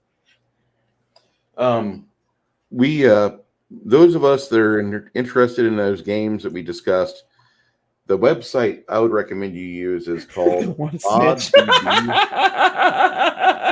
It's all good, Emerald. It's all good. ModDB.com, MODDB.com, Mm-hmm. and you can search out your games that you want to, and you can find the mods there. It's not the best community for like Elder Scrolls stuff, not like the Nexus is. Yeah, I was about to But say it- Nexus. Yeah, Nexus mods. It does have some Elder Scrolls stuff, but if you like Quake, if you like Unreal, if you like Hexen, if you like the old Doom 2, there you go. And I think There was a game. There was a trailer for a game. I saw this week that everybody was saying gives serious Hexen vibes. I don't know if you've seen it though. I think I did. Okay, yeah. Some people I've heard because I heard the name Hexen brought around. I was like, oh, that game is like got serious Hexen vibes, but not as good as it though. Not as that. Yeah, I've heard. I know which game you're talking about. Yeah. The one I've been playing recently is a Medieval. Okay. A Medieval is AMID evil. That's really Hexenish. Really feeling the Hexen vibes on it. But here in about a month, I'm going to be booting up Hexen and going through the series Hexen 1, Hexen 2. I need to get the DLC for Hexen 2, the expansion pack, but that's going to be a lot of money. But that'll be worth it. That'll be a hard copy I have to buy. But man, I love me some old boomer shooters, guys. And I've been playing through Wrath. Proteus is on my wish list. Yeah, I love that shit. Now, in other news, there's a DC game that came out, and I guess one of the things that's been hitting my shorts reel is Power Girl has all these little canned responses to all the other heroes bumping is it into her. Injustice? It's Injustice 2. I think love it's the fact that Injustice 2. everybody's just discovering Injustice 2 6 years later. Yeah. And so it's kind of cool to see that because, like, I remember playing that game for a little bit, and I'm like, it's okay.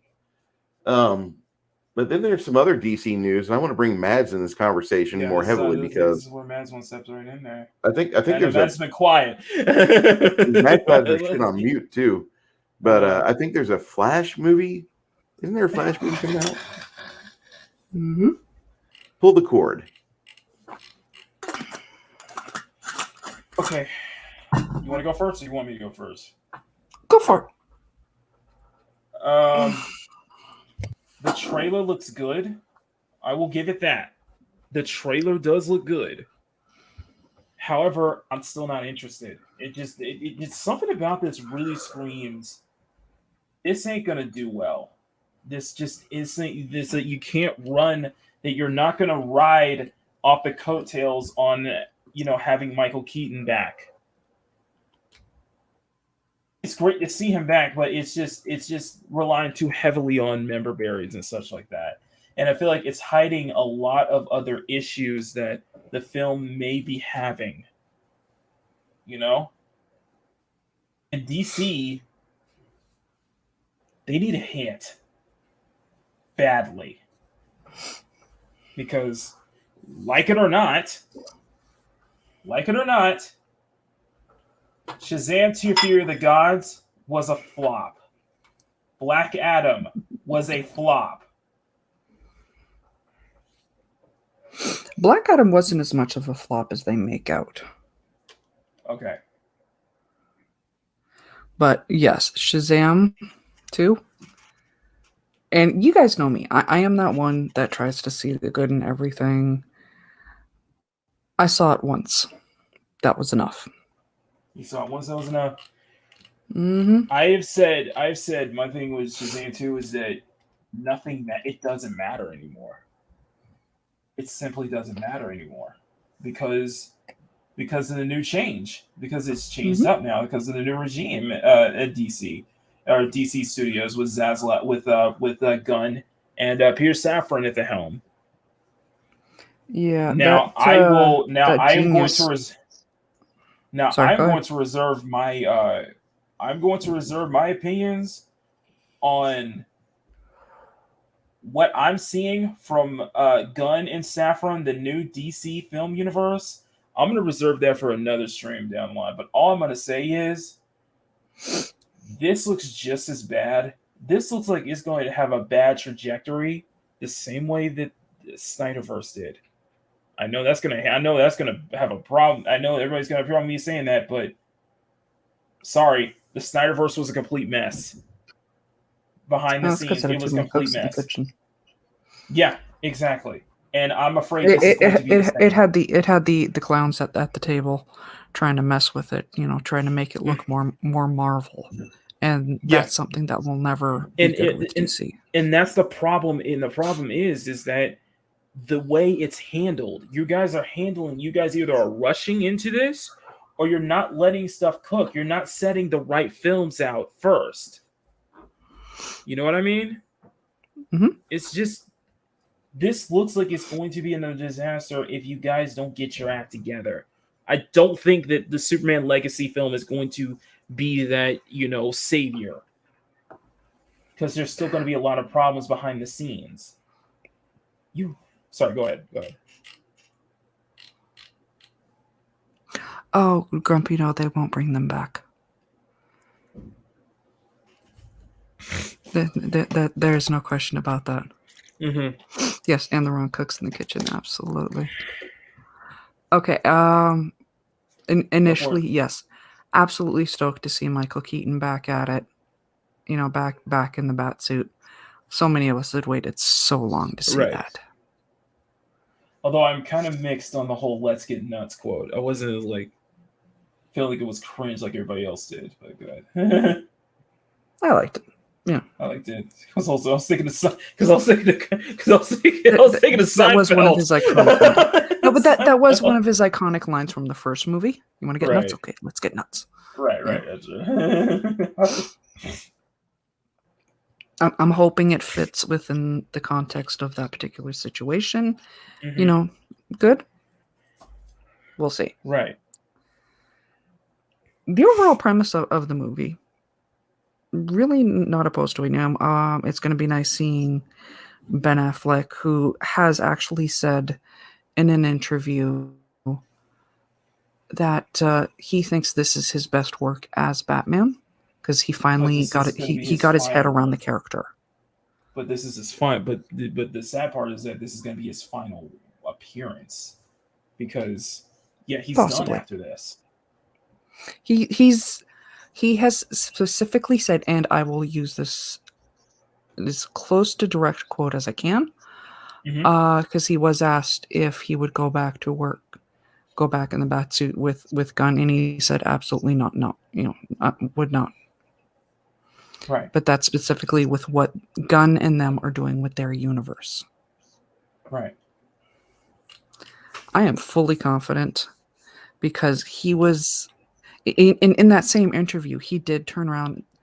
They said, they because he was so excited about it because he got his head around Batman, and he's like, and just I would love one more time.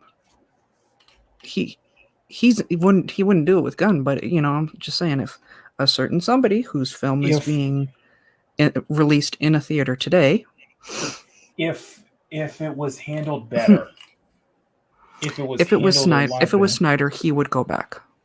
It would, and confidently. If it was handled better, like if everything behind the scenes was so much better, Oh yeah.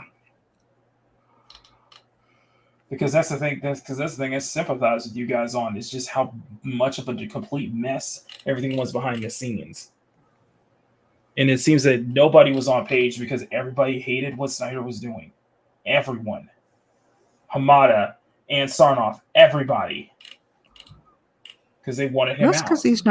That's because he wasn't playing by their rules. They wanted to make it look more Marvel, because that's what was doing really well in the theaters. Right. The Nolan movies actually really didn't do that bad. The third one was a bit of a hit and miss. But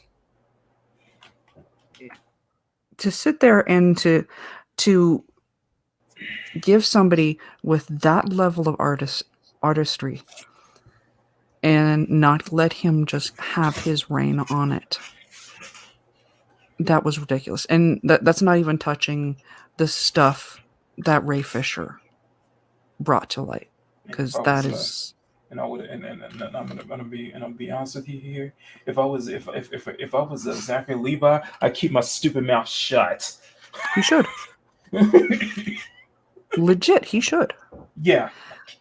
His tweets and little videos and stuff hurt Shazam 2 more than anything. Because you know it's not gonna happen. You know you're not coming back. I mean, the you know, whatever went through his head to sit there on a video and turn around and say, "Oh, don't go watch John Wick. It's not family friendly." Do you have any idea how beloved both John Wick and Keanu Reeves are? You know how that sounds like a cope and seethe mechanism because John Wick was kicking your ass. Not well. Okay, let's be real. It was unquestionably going to kick his ass. It was no. John Wick was kicking everybody's ass in the box office. Oh yeah, a month ago, and it was going to come right up against the second week of Shazam. It could. And he's like, "Oh, don't go watch it. My movie is so much more family friendly. I watched it. What? It stood strong. The first 10 minutes is not something I would show my daughter. And guess what? John Wick was strong even the week up leading to Super Mario. Mm-hmm. John Wick still had a strong story even in the week up leading to the Super Mario film. Because it's John Wick, and we finally got Keanu Reeves and Lawrence Fishburne playing off each other again. Yeah, and on top of that, we lost. On top of that, it came on the heels of the fact that we lost. The fact that days before the premiere, what happened? What happened? I'm not sure. We lost Lance Reddick. All right. The D&D movie came out and failed. Exactly. That was on the. Well, that was going to be a niche market to start with. We heard of Lance Reddick's passing, and that hit me too. And that was on a series of passings that hit me this year. Sorry, go ahead.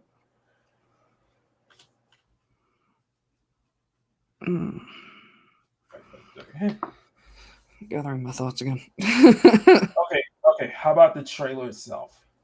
Let's go. Trailer let's go itself. with that.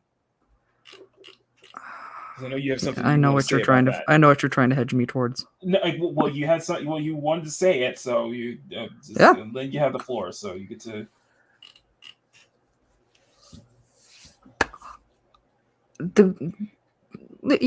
Let's dive right in. Let's go right into the elephant in the room. The floor is all yours. So. The delightful actress who is playing Supergirl. That is Sasha Calle. Mm-hmm. Sasha Calle. I guess I can Calle. I'm not certain how to pronounce her last name. I have one of those real fucked up last names, so my heart goes out to anyone that has anything beyond the spelling Jones. Right. Go ahead. Because about a year ago, somebody released a set photo of her on set in the suit, and everyone lost their shit because she had short hair, the hair was a mess, and she's got abs. Motherfuckers. This wasn't abs. What? Your hair just matches. Get comfortable. I've been holding this in a long time. Mads just cursed in front of everybody. Mads just cursed. Get comfortable. Boy, yeah, get comfortable. That escalated I've quickly. been holding this in a long time. I mean, that everyone really got out of hand fast. It jumped up a notch. It did, didn't it? Sorry, I gotta do that for the. Sorry, had to. Cliff was playing. Sorry. Yeah. Go ahead. No, because you got the short hair and they're replacing Superman with Supergirl, so it's automatically going to be woke, and she's got abs. anyone see who has had that. any training in heights or experience with movies or anything could tell you that what everyone in their, that their sister girlfriend could tell you, what they were registering as abs is the harness for the suit that they need to have on to do any of the flight stunts, any, most stunts actually. Even some martial arts type stuff, the exaggerated stuff. I've had my height trainer's license. I probably still have the card actually in my wallet. So I know what the harness looks like, and I was trying to explain this to people, but of course, no one wants to listen to Mama. And then this trailer comes out, first peek at the trailer, and everyone's going, "Oh my God, she looks so amazing." Motherfuckers, that's what I was saying a year ago. Wait till you get the damn press release, something that's got the CGI in it. Can we stop it with this anticipate nonsense of assuming everything's going to be woke crap just because somebody's got short hair or there's a girl in the lead? Oh God, there's a girl on screen. Oh no, comic books have had girls for years. Grow up. Find the pair that's in between your legs. Okay. I'm looking at Power's comment. So hi. Okay, so I guess it's my turn now. Here's my problem. It's not because it's woking. It's just the way that I get the sense they're gonna treat. And this is Cara Danvers, right? No, it's Kara Zor-El. Kara Zor-El. So this is Kara Zor-El. Ironically, she does look more like Lana Kent. Laura Kent, yeah. Lois and Clark's projected daughter in the Injustice universe, by the way. And that is the only issue I would take with it. I think they missed a golden opportunity on that. Yeah, she looks more like Lana Kent than Kara Zor-El. Now, here's where my problem is. My problem is how they're going to make her character. Mm-hmm. Because I'm worried that it's going to be like a Captain Marvel scenario where she's just going to be angry all the time. You know what I mean? Where this is not going to make her likable. You understand? Well, that I'm increasingly getting used to when it comes to any female superhero. Yeah, that's what I'm worried about. And just from what I've seen, I'm not sold on her. I think the suit is fine.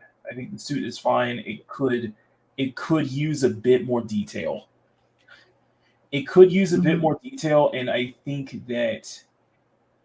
think that to pair your short hair comment is something that I want to bring up is that I think because one, Sasha is gorgeous.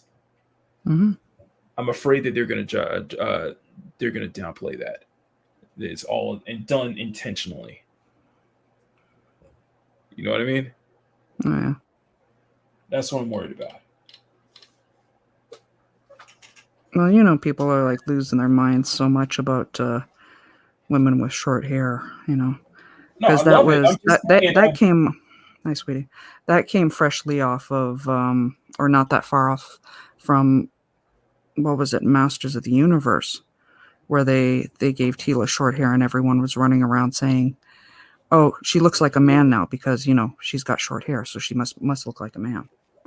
I'm pretty certain people forget the original Teela never wore her hair down on the cartoon or in the comics packaged with the original figures. Right. Never. I'm not going to defend Kevin Smith's Abomination, but I am going to say that the original. Let's look at the original, guys. Come on, you can't be saying this shit. Yeah, there's more feet. There's more. There's multiple. Okay.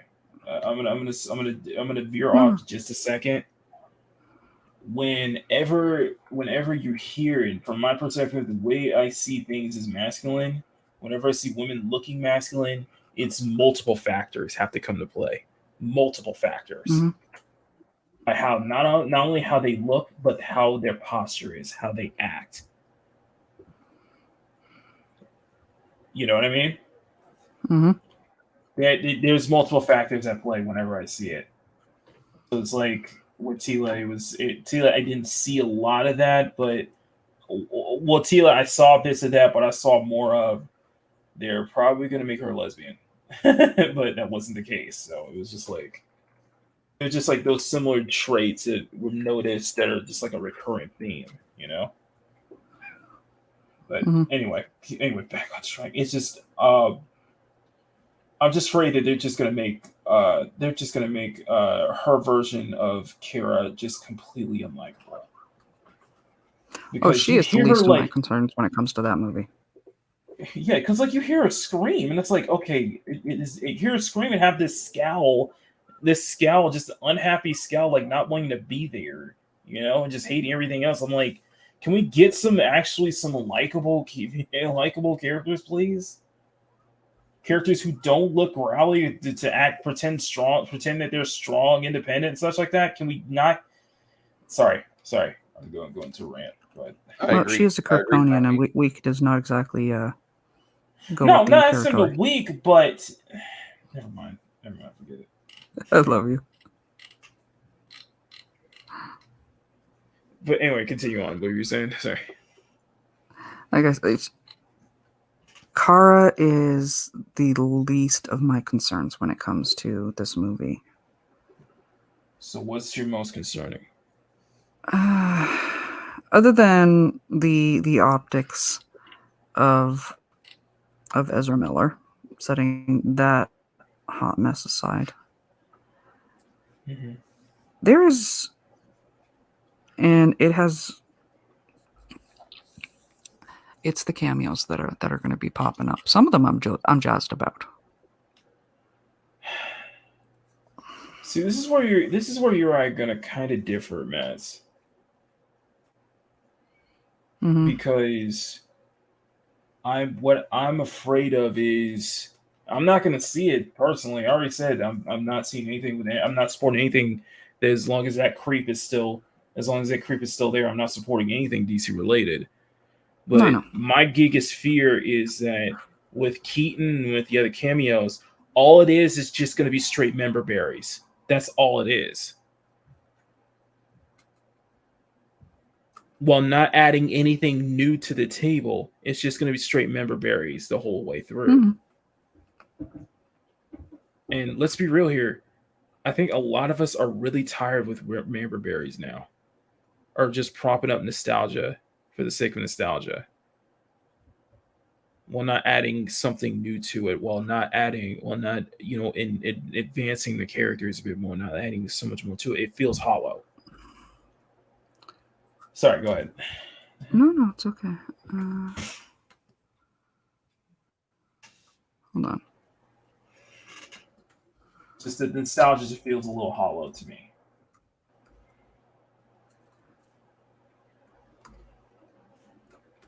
Oh man, I've been at this for an hour and a half right now. Oh, is that one letter that doesn't want to work?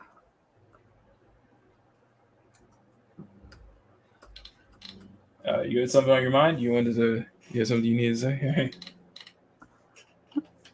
Oh yeah, just putting my biggest concern that I don't know how public it is at this point. So, well, we can talk about one thing. And that is that their pathetic excuse to say we can't get Grant Gustin in because it's already too big of a cast. And I'm like, you got to be kidding me. Oh yeah, let's not bring in. Yeah, let's not bring in Grant Gustin, but let's bring in the guy that played fake Jay Garrick. Yeah.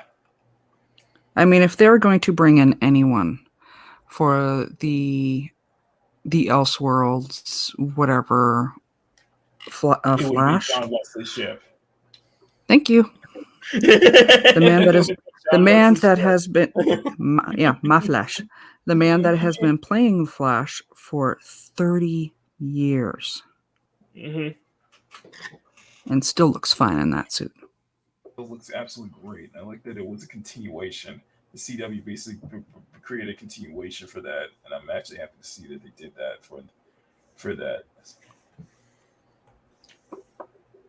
They couldn't have put But- him back in the suit. Oh, they could. Oh, they did. No, They did I'm talking for twice. I'm talking for the movie. Oh yeah, totally. But I also do think that with I was Grant, nervous, man. You think I would miss it? also here's the thing. I also think that with Grant, I think they really know that because they just like Grant would just show up Ezra Miller immediately. Oh, no It would doubt. just everything would just take it would just take everything away from Ezra Miller It's because it okay. would just be like we get a proper Flash. Yeah, We Mark, get an actual yes. check the private chat. Oh, what's going on, Project?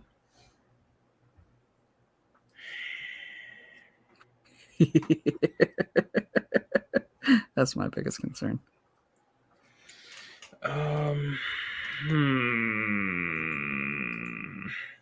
It gets better. I got the audio on for this, right? Mm-hmm. All right. What else? I had to put it in the private chat.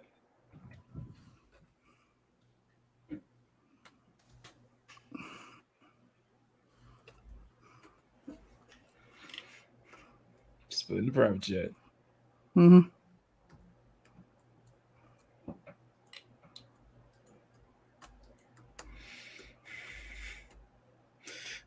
I'm just wait. We're just waiting.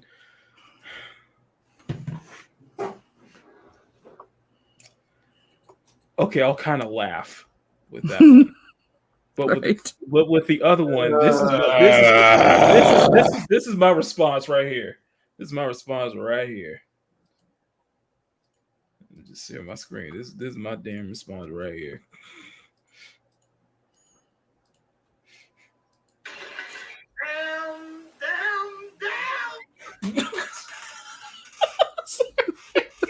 Yes, I need to make a clip of it. I need to make that a clip. You just need. I really want you to just go through all the old episodes of Good Times. Get all your clips. Get all your clips from Good Times. You gonna make some money, okay? That is one of the best shows for goldmine. That is the best shows to go, Bob. I'm sorry, that clip summates a lot of things. I keep forgetting that clip exists. No, what You see, Maz put in Megatron, is- I would pay money to see that one. What Maz is they ruminate that yes, they are going to go forward with the whole, when Nick Cage was supposed to be Superman, and when Yep. they're bringing back the Schumacher, the Joel Schumacher Batman verse. Rest in peace, Mr. Schumacher, by the way. But Really looks like he's wearing a banana hammock. who? Nick Clooney? Cage. Hey, No, TC Burton. no. Hey guys, I know we're our chat's going off for crazy right now. Hey. Yes, I have been at this. I have been at this for like an hour and a half. For most of the stream, I've been at this on the line art part, and I'm much faster when it comes to line art now. Sorry. Oh, hang on 1 second. Let me So- turn this off because I When TZ Burton arrives. no, because it creates that. No, because I remember what you guys were telling me last week that we got that echo, so I got to turn it back on. Okay, there you go. Sorry about that. Anyway, continue.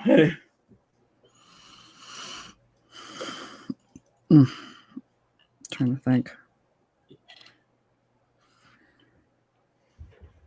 There's a lot of stuff. Like I will always be cautiously optimistic when it comes to DC properties, Marvel, whatever. No, I'm a comics fan. I'm a fan of superheroes in general. Mm-hmm. You know, openly bicomical.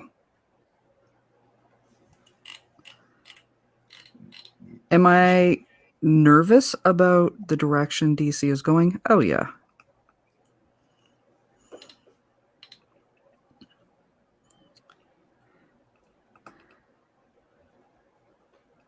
And especially with some of the stuff that I've heard behind this, some of the stuff I've heard. Yes, absolutely nervous.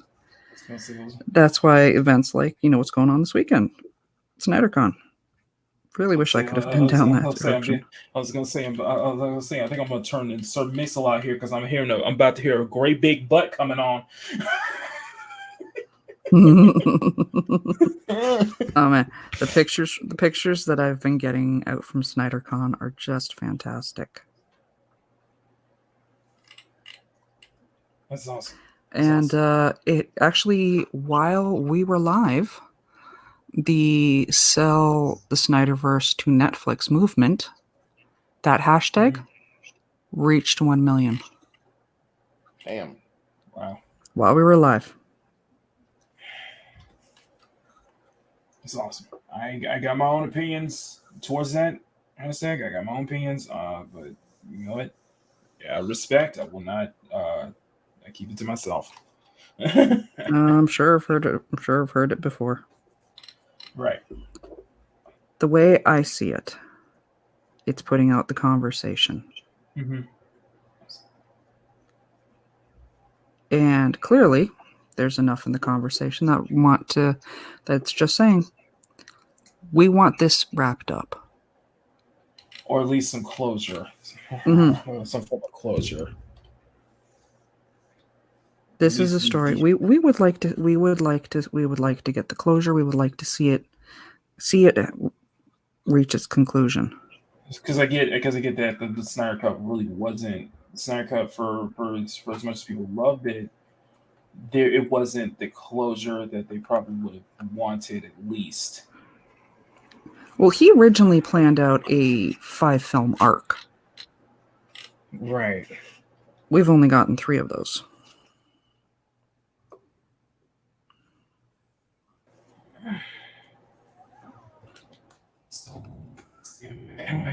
I'm still calling with this. Switch to this so I can see what I'm doing better. Happy to see that. I really am. I really am. It's, there is hope on the rise. There's hope on the horizon for just kind of all this. It's just DC. I don't know what's going on with DC. I don't know what's going on with DC, both on the not just on the film side, but on the comic side. It's just absolutely. It just looks like to be a mess. To be fair, I don't think Zaslav has an idea as to what's going on with DC. That's what I get the sense that they're probably going to be selling it off. And I was like, I believe that a little bit. That it's like they're probably going to be sold off at some point just because they don't know what to do with it. That is something that is actually legit.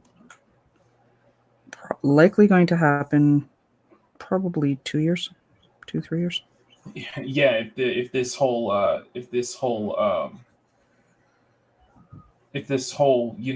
Gunn and Safran DC film universe doesn't just stumble and fall. And to be fair, they're not selling me. They're not selling me at all. They're not selling me at all. He hasn't been doing a good job on selling anybody.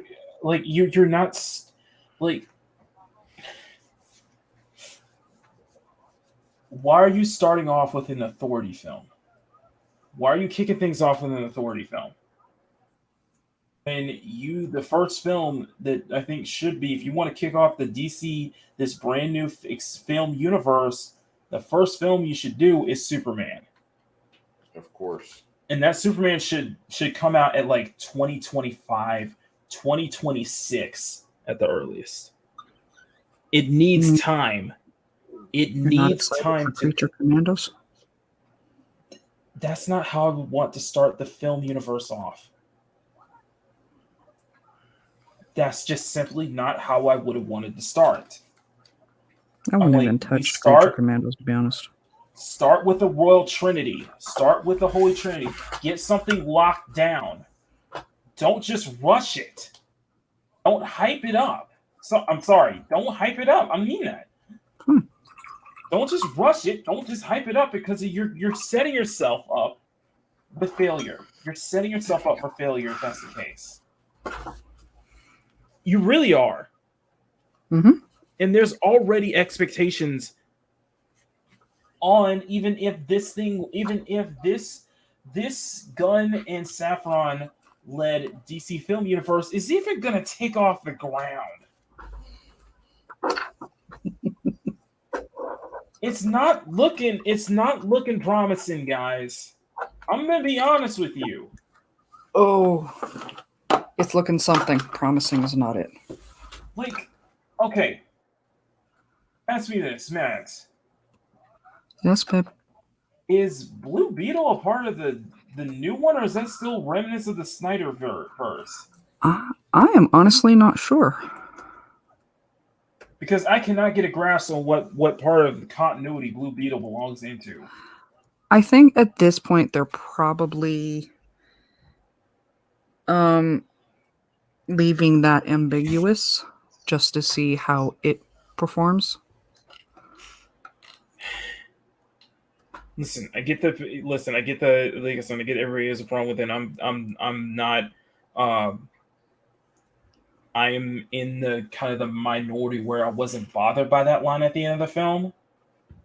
I was more bothered by the fact that why would you put that in the trailer? Why would you put that line of George Lopez saying Batman's a fascist at the end of the trailer? And I was, and that's it right there, isn't it? I liked the look of the Blue Beetle. I liked the look of the Blue Beetle trailer. It looked really exciting right up until that last line, and I'm like, really? It's like, why did you need to put that in the trailer? What was the point of putting that in the trailer? You know, these guys seem to really enjoy shooting themselves in the foot. That's it. That's it, Mads. That is it. Right there, you hit the nail on the head. They can't help it themselves shooting themselves in the foot. Mm-hmm. It They must can't feel help good to them or themselves. something. I don't know. Like, you guys are sitting on a gold mine here. You guys are sitting on a gold mine that could rival the MCU, if not even better it. Yeah. If you had better hands involved. If you had hands of people who know what they're doing. Who know how to use it to its full potential. There are billions of great DC stories, not just in Batman, but in general, that you could farm excellent films, a strong, coherent universe off of if that's what you want to go at. Mm-hmm. Hell, I'm not even looking forward. I'm not looking forward to the sequel, to the Joker sequel, mainly because that film is brilliant. Why do we need a sequel? Admittedly, I haven't watched it. It's almost an art house film when you think about it, but it's why does it need a sequel? And why is it going to be a musical? They need something. And let's face it, having Mother Monster as Harley Quinn, that is definitely going to bring in a whole, fabulous fan base. It is, and not throwing shade at Lady Gaga at all because she's right. I love Gaga. You've heard some of her stuff outside. When I heard some of her about stuff that, outside of that. Like, you've heard some of her stuff outside of Lady Gaga. It's fantastic. Mm-hmm. No, like when I heard about that they were going to put her in as Harley Quinn, my first response was, "Oh my god, it's going to be the Hollywood Suicide Squad movie." Because if you guys have not seen it, the Hollywood is a couple of sisters. They do song parodies on movies. Their Suicide Squad video is done as a parodying the song Judas by Lady Gaga, and it's sung by Harley. And I'm like, oh my god, this is going to be it's going to be the Hollywood movie, the Hollywood version. Oh my god. Yeah. It's the case. I'm just saying, guys. It's just I don't know. I really don't know what's going on. Okay, so we are on the line art part because this stream's already demonetized as it is. Oh, yeah. Why are we demonetized again? I'll give you 2 reasons, and they're right in front. They're right on screen. And apparently it's cold. So yeah. Well, I mean, if you look past my armpit braided hair, I have those too. They're more pecs, but anyway. I do not need to know that. Thank you.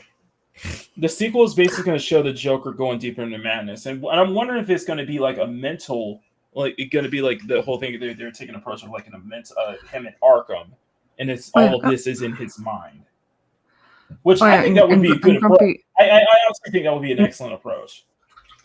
Yeah, even Grumpy says, Gaga can sing. I don't need her as Harley Quinn. That movie doesn't need a sequel, even if Todd Phillips is still doing it. It will probably still make more money than other DC, and that's it right there.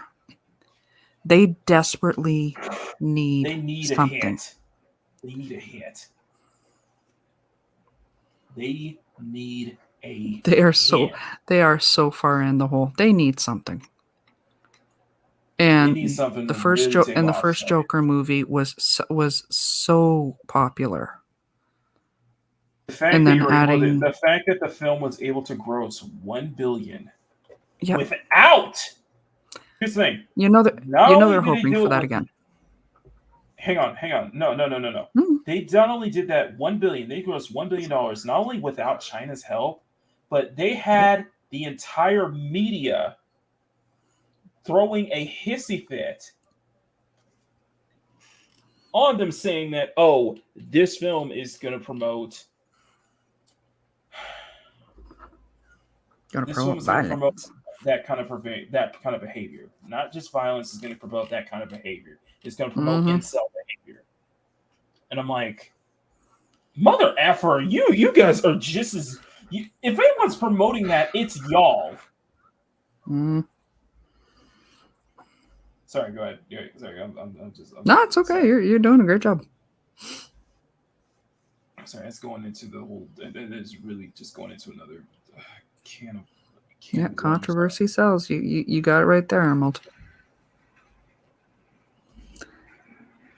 That's what the MCU did extremely well. They started by establishing the Avengers and set the standard for heroism.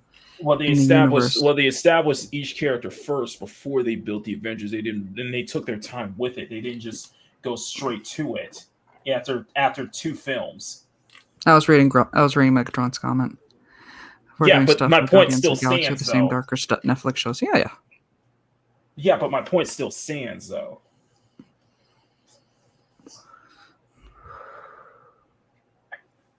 Mads. Yes. You cannot deny that. You can't deny the fact that they rushed to it instead of taking their time. Oh no! I'm totally with you. They shot themselves in the foot at the beginning as soon as they announced that they were going to do the reboot.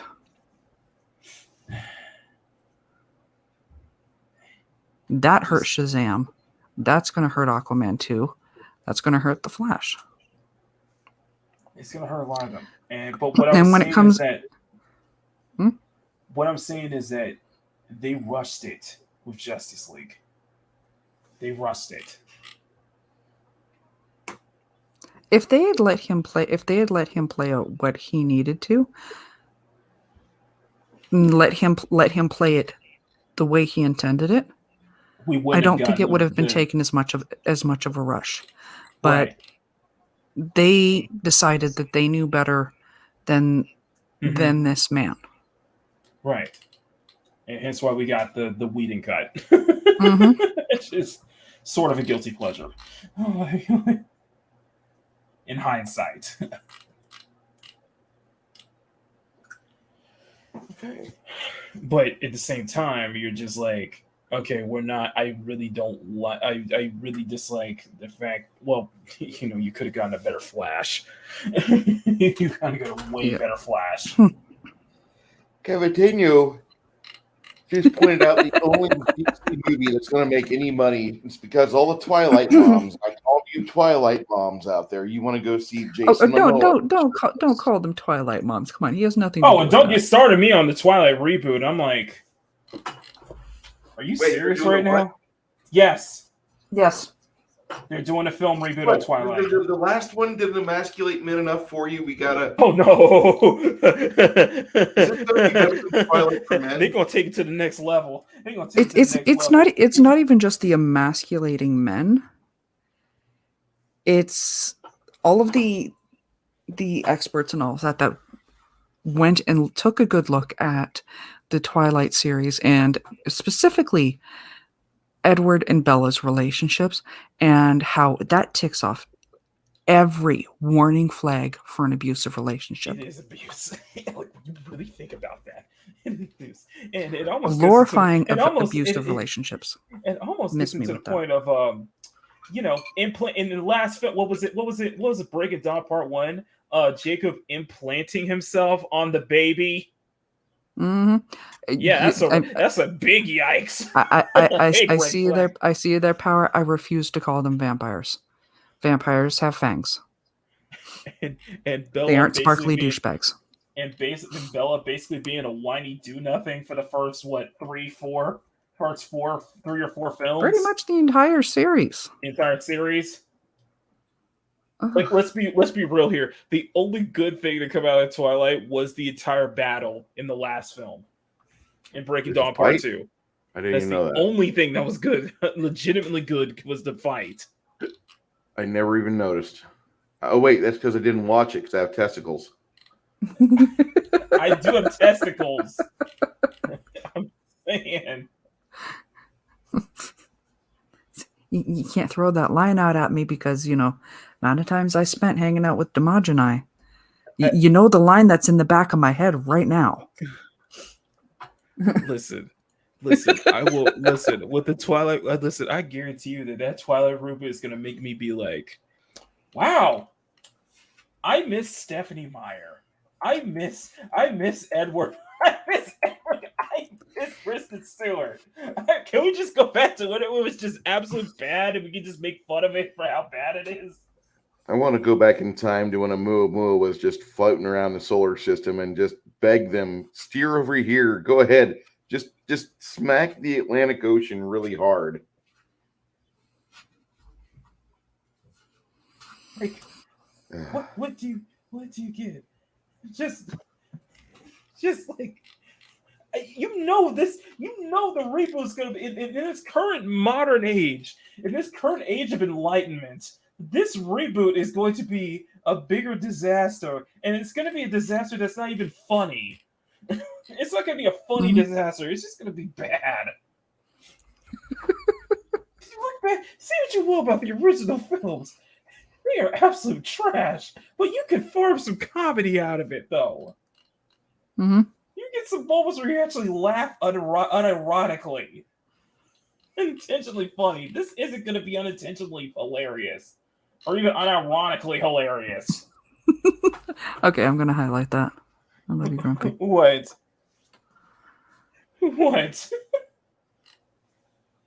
There we go.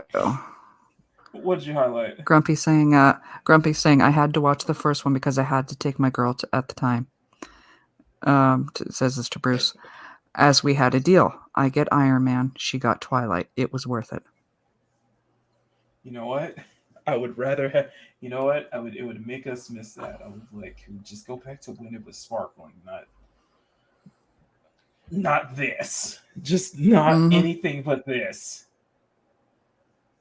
I've said this before. Listen, I've said this before. Like the whole thing with the little. Can we talk about Lilo and Stitch just for a second, because I know that's gonna segue into one of the things that I'm doing for the channel members this month. But in this area of live action remakes, we've heard that the Peter Pan and Wendy show is kind of getting mixed bag. I think we can all unanimously agree that The Little Mermaid is going to be an absolute is going to not do well at the box office, and I think we can all unanimously agree that the live action Lilo and Stitch is going to be a catastrophic failure. Oh my god. The dolls for The Little Mermaid are out. Mm-hmm. None of the other sisters are the same race. We're even closer related. I was like, I give a key. Listen. You get the full rainbow spectrum. She's a dog. I ain't gonna lie. Okay, I ain't gonna lie. There's part of me thinks that Triton got multiple baby mamas. Try and making sure that his legacy lives on. And on and on and on. I mean, he's a king, so he gets jurisdiction. Get to have multiple baby mamas. I'm just saying, those gotta be stepsisters there, okay? I don't even want to get into the thing of how mermaids procreate. I don't even want to think about how that happens, but there's a way. But I'm just saying, Triton. I'm just saying, there has to be a scene where it has to come out like Maury, just like, none of them ain't mine. That would be none of them ain't mine. King Triton, you are not the father. Yeah, none of them ain't my kids. Okay? I ain't paying child support for any one of the mermaids. But you got a Burger King Kids Club of mermaids here, and I'm like, none of them ain't related. So either King Triton, either they all adopted, or King Triton just horny as everybody else. He's just like, I need to make sure that my legacy lives on. Well, maybe King Triton's a lot like Zeus. Grumpy. That comment gets a gold star. What? King Triton is just like another. That one gets a gold Zeus. star. Exactly. And I don't know if y'all read Greek history or Greek mythology, but Zeus. Anytime something Zeus happens, was a hoe. because mainly Zeus would stick his dick in something, and shit would happen. God, I'm a god. That boy, you damn right. Listen, let's be real here. Bruce. If we were us as Zeus, I'm like, we a god, so you damn right. You damn right. I'm gonna procreate. I'm gonna stick my D in anything I find. Sorry. Good, man. Good. I'm just saying. Everybody got a piece of Aphrodite. That's all I'm gonna say. Everybody got a piece of Aphrodite. Okay.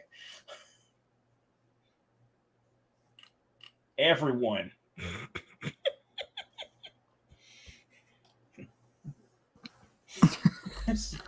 That shit with the Greek pantheon is basically a harem and waiting to happen. Yeah, pretty much. I mean, even if you look at the fact that Zeus and Hera are brother and sister. Yeah, there's gonna be some damn Game of Thrones shit going on there. There's some damn Game of Thrones shit going on there, and I'm like, I ain't claiming it's incest, but there's some correlations. I'm just saying. Yeah, I'm just saying the Greek pantheon should be introduced with a banjo.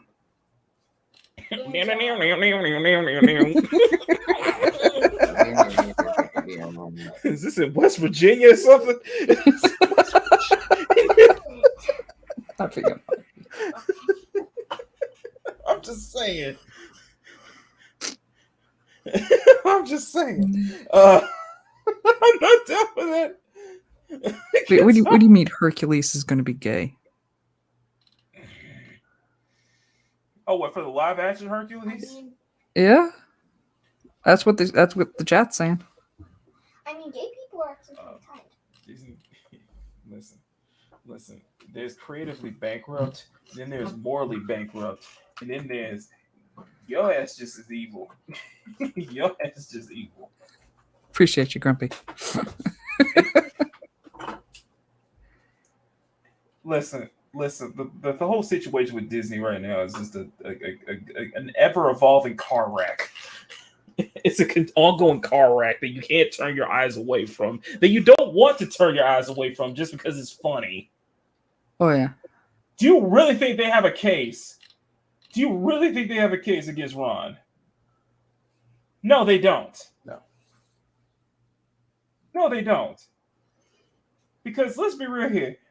They're just mad about the fact that they now have to play to the same rules that everybody else has to now.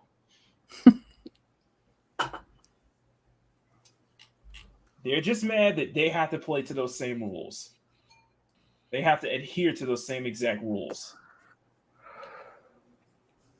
Am I wrong? Correct. You're correct. So how does it feel, Disney? How does it feel, you guys? I'm gonna say, how does it feel? Not exactly feeling the ohana now. I'm just saying Lilo Stitch is gonna be an absolute dumpster fire. Oh, it's gonna be awesome. Because I'm like, you know what? If it wasn't for the situation there, Jonathan Majors would actually make a great Mr. Bubbles. Honestly, the one I would probably love to see, if I was going to pick from the Disney superhero camp, one that I could totally see playing Mr. Bubbles would be Winston Duke. Yeah, M'Baku, my baby daddy. Come on. I gotta go grab a beer because we're getting into territory that I need to drink about. Go for it. Oh, what do you need to drink about? No, just like we're in Twilight territory. We're past Twilight, and it doesn't get much better. It's pop culture bullshit. No, he wants a drink just because, because we're talking about my name is Stitch. This is my family. Okay, I have said this, and I agree with Geeky on this one. Baz, Yes. tell me, look me in the eye and tell me that the CG with the live action Stitch wouldn't be nightmare fuel. Look me dead in the eye and tell me that wouldn't be nightmare fuel.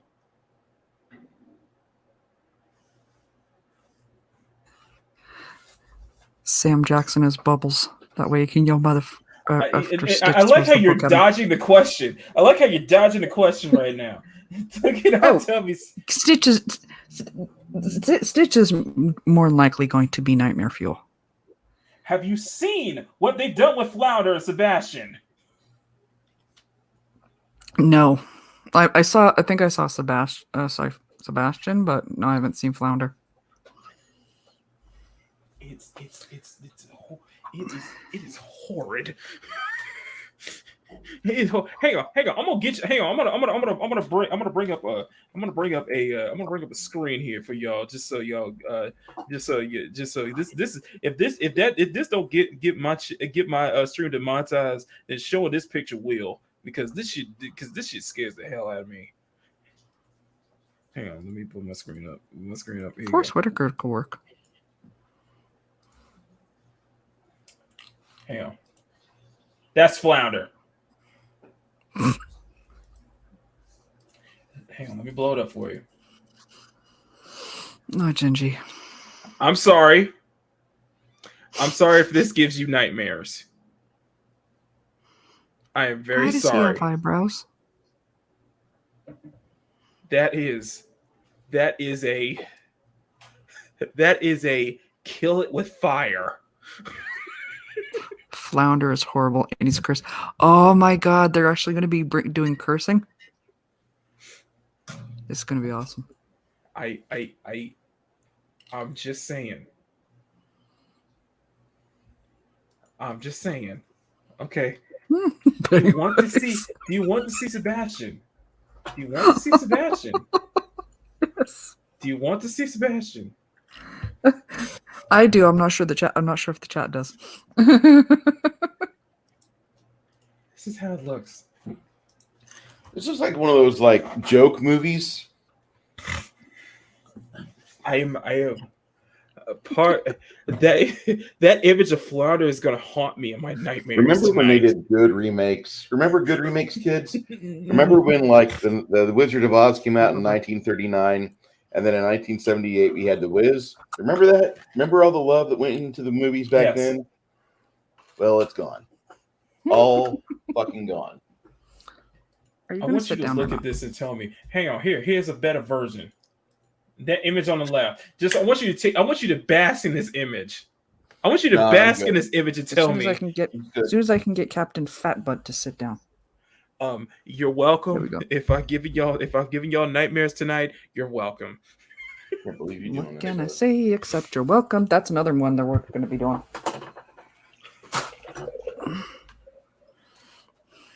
That's a certified kill this thing with fire. I remember we used to bitch about things like Star Wars and Rey and Kylo Ren, but now we're Hang on. What's up? Oh, Hang on.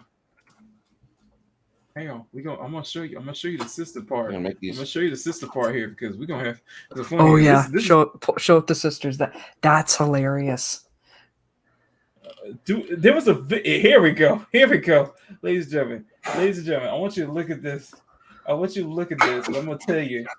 So No, this pull is how the side by side one. Yeah, side by side. I'm gonna bring the side by side up. This is a reason for you to smash your dick with a hammer. Just don't make any babies because you don't want them to have to be brought up. That's the original. That's the original. Mm-hmm. Hang on. Wait a minute, y'all.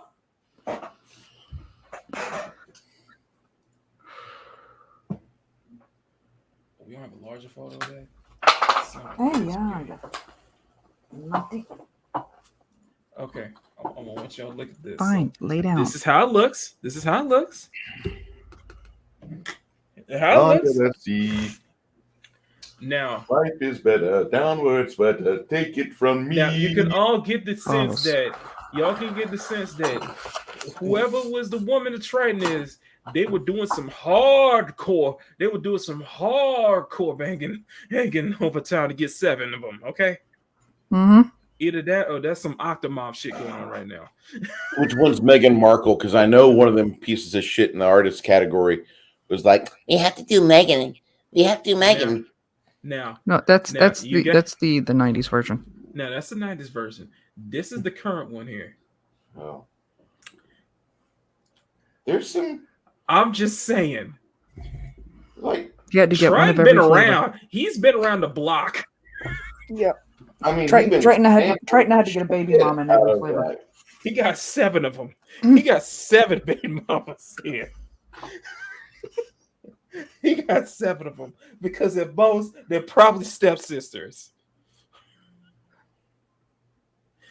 Well, considering one is like full on, you got full on African. You got you have an Asian princess. I'm just saying. They're either Yeah, foster, the narwhal either whale. they're stepsisters, or they're foster sisters. Because they ain't no way. Yeah, There's half no way sisters, any of them or half sisters.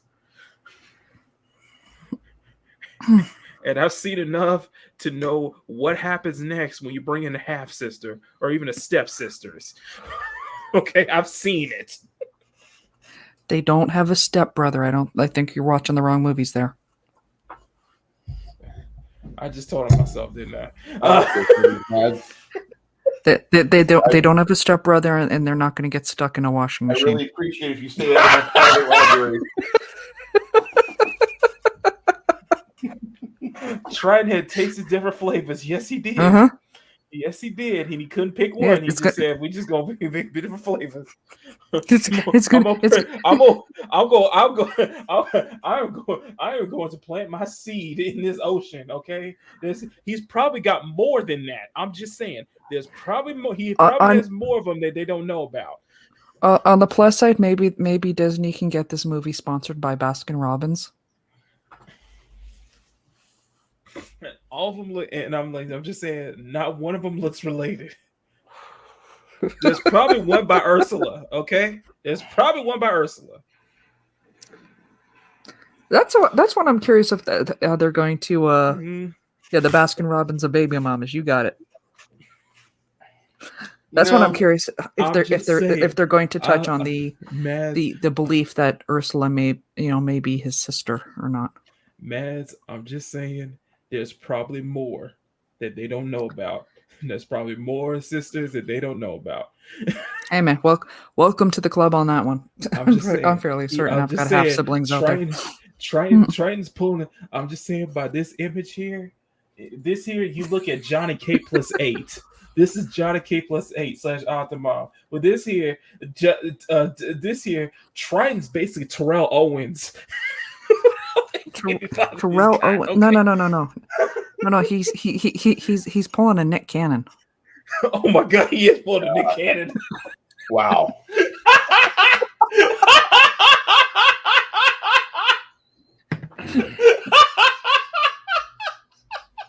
The fact that they didn't cast Nick Cannon as Triton in this case is just a serious lack of miscasting, you know. I'm just saying. He putting every NBA young boy to shame here. Okay. See, Emerald got it. I'm just saying. There's probably more that they don't know about. There's probably a spin-off film that explores the fact that Ariel probably got more sisters. He probably got more sisters around the ocean. That Triton just decided. Maki. I need to 31 make sure. baby mamas. He's putting Nick Cannon and NBA young boy to shame. I'm just saying. That's what I said earlier. I'm just saying. Triton decided that it was in his power that he needed to make sure that that his legacy lives on, even if it's not just one, but at least 700 of them. Look at me in the eye and tell me there's probably more of it. He's probably got more. There's probably more of his DNA around the entire ocean. Within 75 years, he's been around the block. The descendants of this man had spread far and wide through the trailer park. I don't know what it is for mermaids, but I'm just saying his sperm is probably that powerful. Listen, this is what's going to happen. Zoom in on give me the big screen for a second. All right. Nick Cannon is going to be the Clavon of the future. You laugh. That's rookie numbers.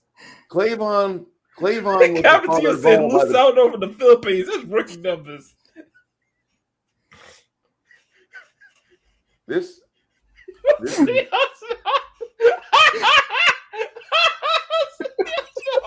my god! This is what's going to happen. No, Megatron's comment. One down. Oh shit, Megatron.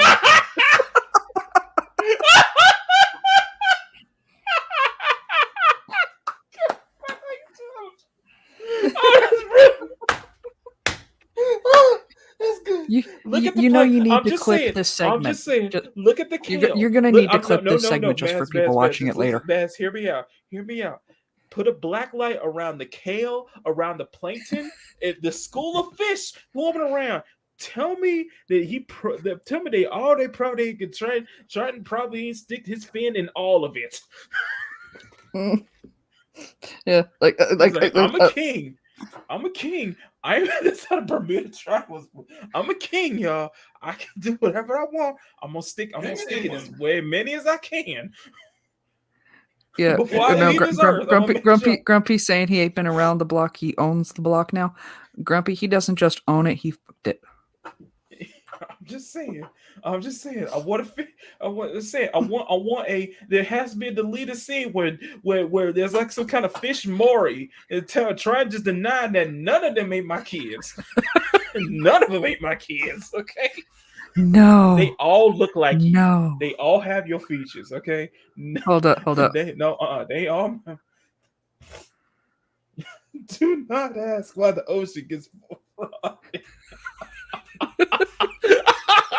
Bam. Oh, jeez. Oh my god. This is a Broken Skull Lager. Steve Austin. Thank you. Listen. I'm just saying here. I wouldn't be surprised there's a spinoff film. I wouldn't be surprised if there's a Marvel style post credit sequence where it turns out there's actually more than one. There's more than what we see here. There's a lot more around the ocean. What do you think? He's hooked Ariel- up on OnlyFans? Anything. You know how men are, Mads. You know how men are. Mm-hmm. If in this case it's got tits, it's got fins. If it's kiss, it got a nice fin and it got a nice ass to it. Yes, that is not slim pickings. That is us planting our flag. Triton was planting his flag everywhere. When Triton goes to get some tail, he ain't kidding. No, he ain't kidding. Every single one of them. Even if there was if you a mermaid and you on OnlyFans, Grumpy got it. Triton probably getting you. Triton probably stuck in, and then you too for a little bit. Okay. You know, we've gone a full year without having an evergreen ship get stuck somewhere. I'm just saying, y'all. I'm just saying. I'm just saying. Triton this might be part dolphin. It's like Zeus. You can't tell how many kids he probably has, but he probably has an entire ocean full of them.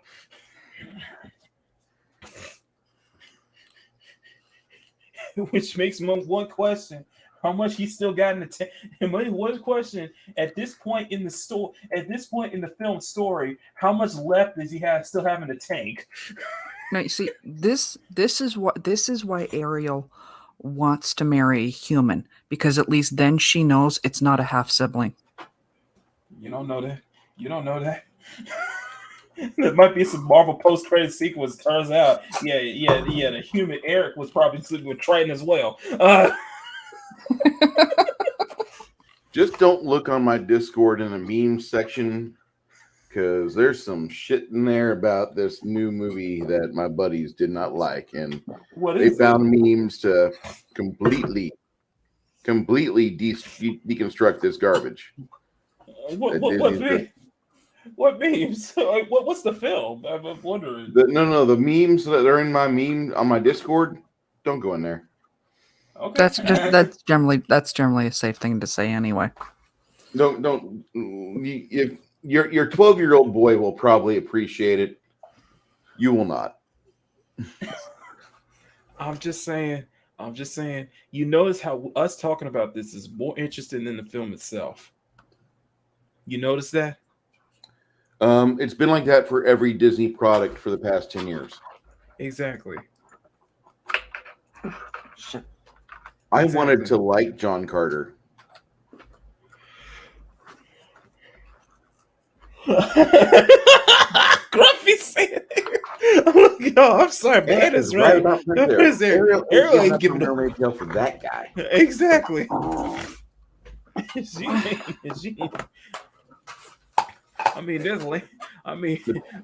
just saying, there's laying down the pipe, and then there's what we just saw right there. Laying down the fish stick? Uh-huh.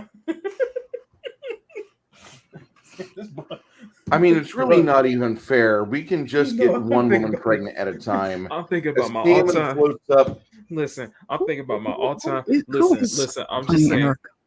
I'm saying, you look at that picture and tell me you ain't thinking some Little Mermaid version of my all-time favorite DMX song, What These Bitches Want.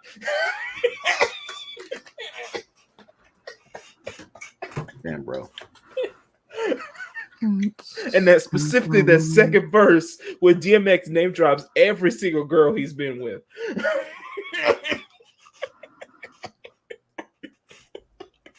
I'm just saying. Okay, who's playing Eric in the The movie.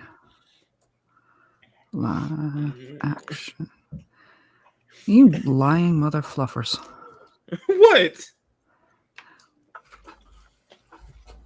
I'm Googling it right now. And one of the suggestions was Justin Trudeau. I'm like, you lying mother fluffers. Oh boy.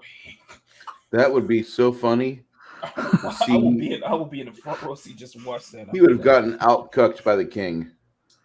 I'm like, how is that even possible? Yeah,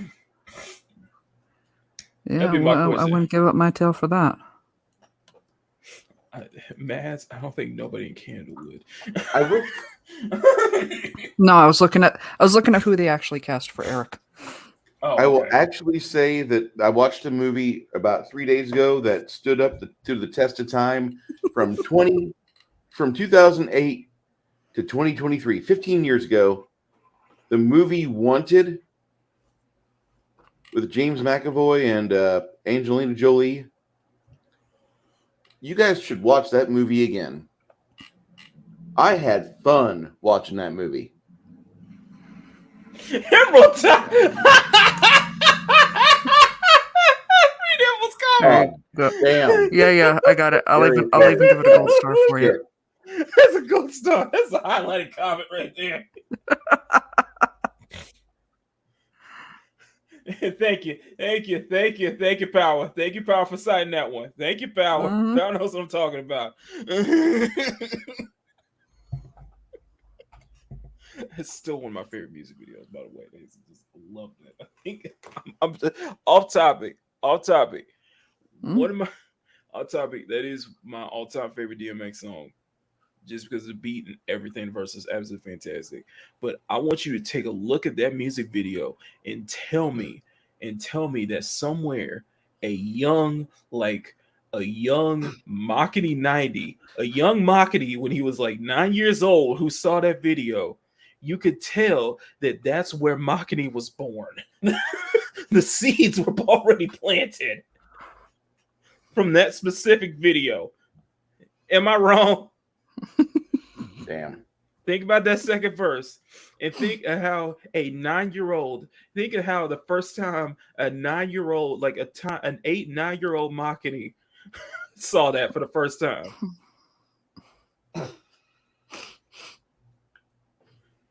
I'm just saying. I probably wouldn't be the person I am right now. Okay. Megatron, who are you talking about?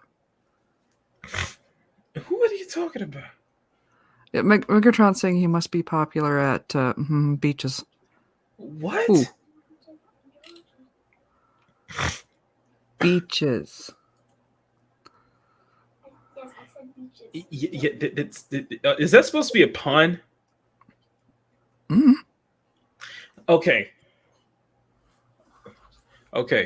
Homework. I want y'all to do some homework. Go on YouTube, search up DMX, What They Really Want. Watch the music video.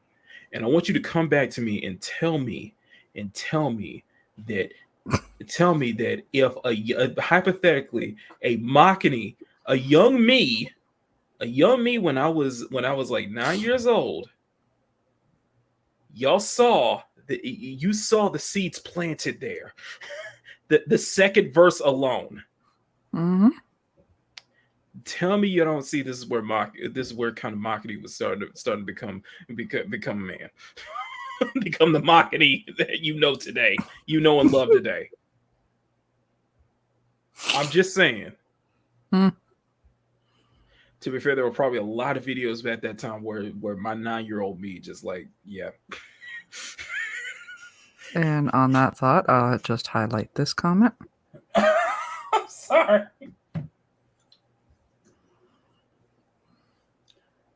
One of these days, I swear, Mock is going to start spitting fire, and he's going to look like this old man right here. What? Which one? Makini's my own boy. Do I smell believe? Why do I smell?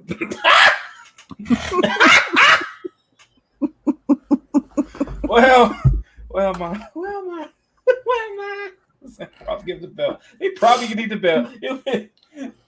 Here's what would have happened. it would have told Daddy Makini would have known, and he would have gotten the belt, and I've been like, yeah, I'm in trouble. I'm in trouble. Hell no, no, no, no, no. I want to see. I need to get that clip. I need to get that clip. Thank you for reminding me. I need to get that clip later.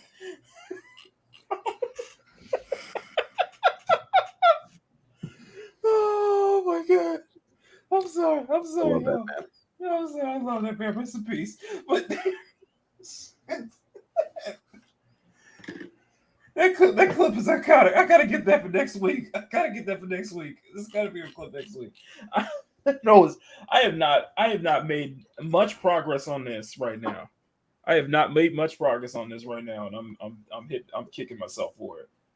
You haven't, I have. I'm gonna burst out laughing. I am going to burst out laughing if it turns out this stream is still monetized after today. I'm gonna burst out laughing. So somebody see if you can drop a super chat. Trump. It's still great. The stream is still great. It's like, well,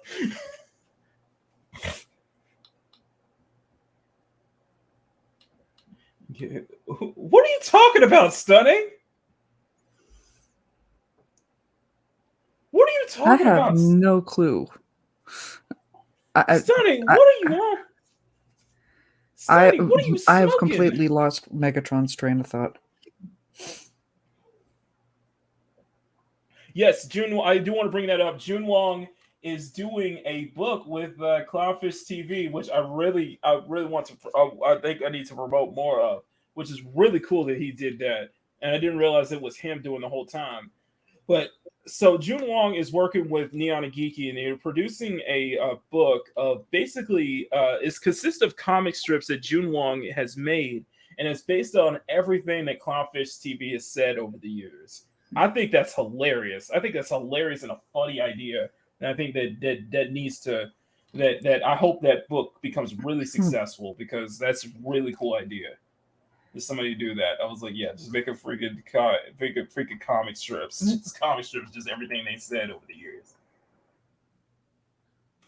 So I like that. So guys, yeah, I think that's such a great idea. That that really is so happy to see June Wong be able to work with them directly to be able to put that together. And that was from a fan. Y'all. That's amazing. So yeah, I am.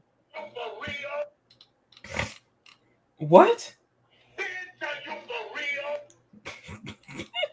Well, about what? That's the About other clip what? you need. That's the other clip you need. Rudy Ray Moore and Disco Godfather, 1979. He even included Anna and Geeky had that. Oh, that's awesome. That's awesome. Oh my gosh. I'm having too much fun with this right now. Okay. Oh, what time is it? 2:22. I feel bad right now. I feel bad because I could have made more progress, but I spent like nearly 2 hours. Oh, we good, just man. doing... Listen. There's some days where you got to have a medicinal, and you just got to roll with it, you know. No, it's just one of those. It's just like one of those Sundays where I'm just like, I could have spent so much time. I could have gotten so much more done, but it was like we spent 2 hours on just the line art alone, man. Hell no, to the no. Hell Let's see what no. we can do. Let me see what I can do for God, I miss you, Bishop. Let me see what I can do. Let me see if this. At least if I can do the flats layer, that'd be a great kind of way to work this out. So let's do this. I'm just gonna test this out, and if this does work, then I will. Then we'll just this will be this moving forward. So let's. Let me find a good. Let me find a good base brush to use because I'm gonna have to do that along with a good base brush to use because I'm gonna have to find out where my lighting is, where all that is as well. So hopefully this should be okay. This should be good. So we're gonna do this. Hopefully everything should be closed too. Yes. Most of it is closed, which is perfect. So that means, okay. Get demonetized again. All right. Or I'm going to get the string demonetized. What? Truth, Grumpy. Okay. There we go. So we can do that. Okay, there we go. So we can close this. Okay, so I can close this for the most part. That's sad because I got 2 figures done. That is definitely going to get us demonetized. Grumpy says, "Face it, Maki. This is a hangout and laugh episode, not a get work done one. Though I haven't been able to draw much of anything today myself." You know what? And you know what the thing is, I finished 2 days ago. I did finish the last of the whatchamacallit, the last of the Mohicans. No, the last of the art batches for channel members. Yay! I just finished that. So 2 days on Where's the Friday. applause for that? That you deserve a good boy for that. That you need the applause, the laugh track. Come on. All right. Hang on. Where's it? And I don't mind if we get demonetized because that is beautiful. I mean, That's so beautiful. All you ladies should be sitting on your speakers right now, just enjoying that bass. Sorry.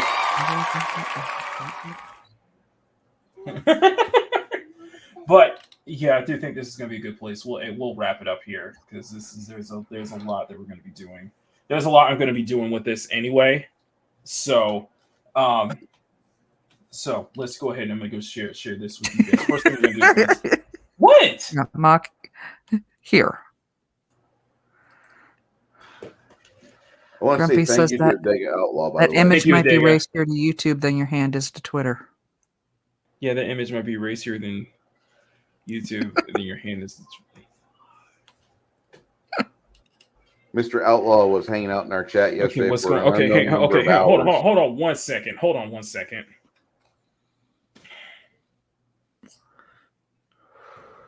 What you doing? Quarter 3. Okay, we can do this. No, I'm keeping it close. No, I need to keep a close eye on this because this is game 7. We win this. We win this. We move on to the next round. We got to win this because there's no way that we could have lost on our own turf. We lost game 6 where we should have clinched it on our home ground. We got to win this. So you're cheering Golden State. I'm a Warriors fan. Yes, I'm a Warriors fan. So we're good now, but we got to be able to get on the ball. So we got to win this. Sorry. I'm a Warriors fan. But no, one thing I do want to share with you guys before we wrap it up is you guys notice the approach, right? You guys notice the approach is kind of a little different, right? Well, the reason is the artist I was talking about. His name is, and I'm gonna share just like a full image, some of his recent stuff. But this is an artist I've been following on.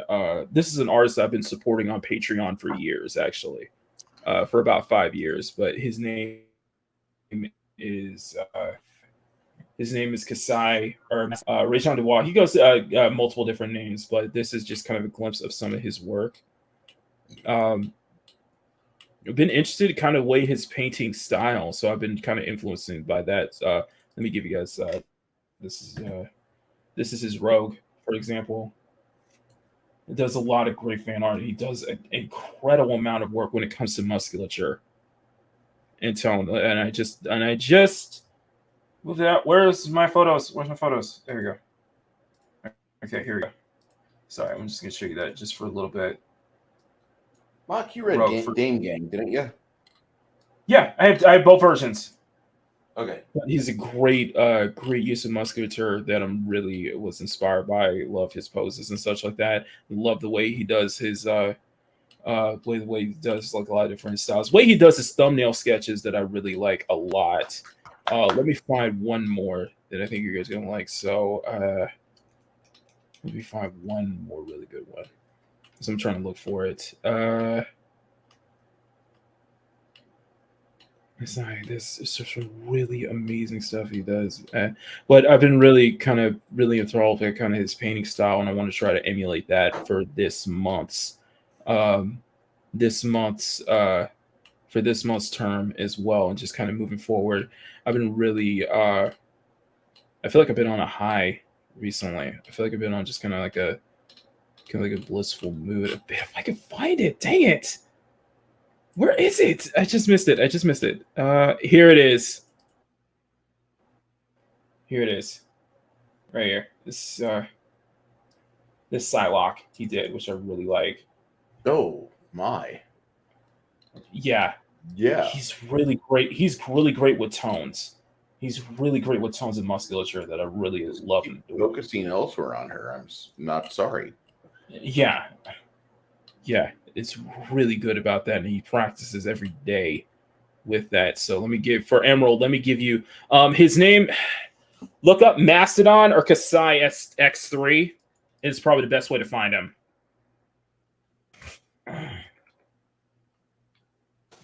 Let me give you. Yeah, chat. That's exactly it. Ooh la la, Mamma Mia. Yes, amazing. His biking stuff. He's done a lot of fan art, but he's also a professional artist as well. So he's worked with big companies and such like that. And he's always busy, so he doesn't have much of a. He doesn't put out much. He doesn't put out like a huge monthly art batch because he's always busy with commissions and professional work. But every time he puts something out, I just took a look at it and I was like, I really like that painterly style. And because I was coming off of me learning from Cute Sexy Robots on how to do the background on the elf drawing, I was like, this really caught my eye, and I didn't realize how much it did catch my eye. So I was like, yeah, I'm gonna start learning. I'll start learning from this month, next month, to start picking up from what he does, and he does great. He does great. Like, it does a great fan art. This is Tetsuo from Akira as well. It is absolutely fantastic. So yeah, I just want to share that. Okay, so I just want to share that. Anyway, guys. So yeah, we're starting with Splatterella. This will be my Fortnite. This will be my monthly. This will be the Fortnite drawing I do this month. So I still got a lot of work to do on this, and yeah, I'm gonna be chomping away at this this week since I'm a day ahead. Luckily I'm a day ahead that I started this, so hopefully I can finish by say maybe Thursday of this week, Thursday or Friday this week if I really put in the work. I got things I want to share with you guys before we move on to as our outro, but I'll let Bruce and Mads go first. So I want to say thank you to everybody who showed up today.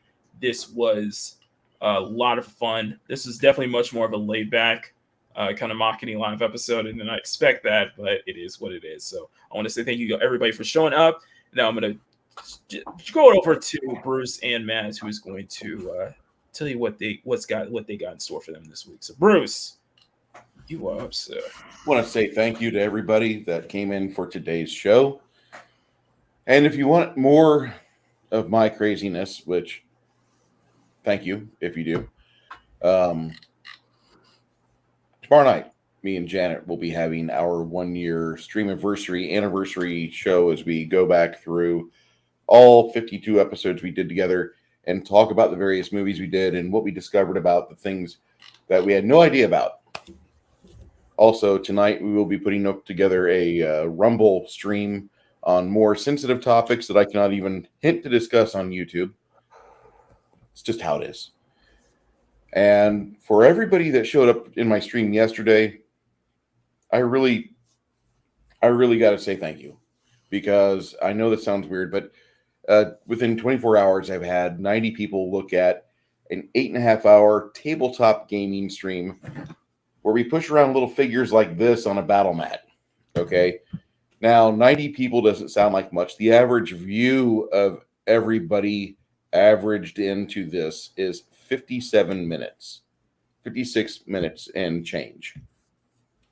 And I'm blown away by that. The fact that people would want to watch us do that for that long. I mean, I did have some things going on in the background, and I beat them, but I really gotta say thank you, and I definitely owe you guys a din of thanks. Thank you so much. And if there's anything, if you have any questions or such, just go ahead and drop it in comments, either here or over on my channel or in my Discord, etc. Makini, thank you so much for letting me be here today. Thank you.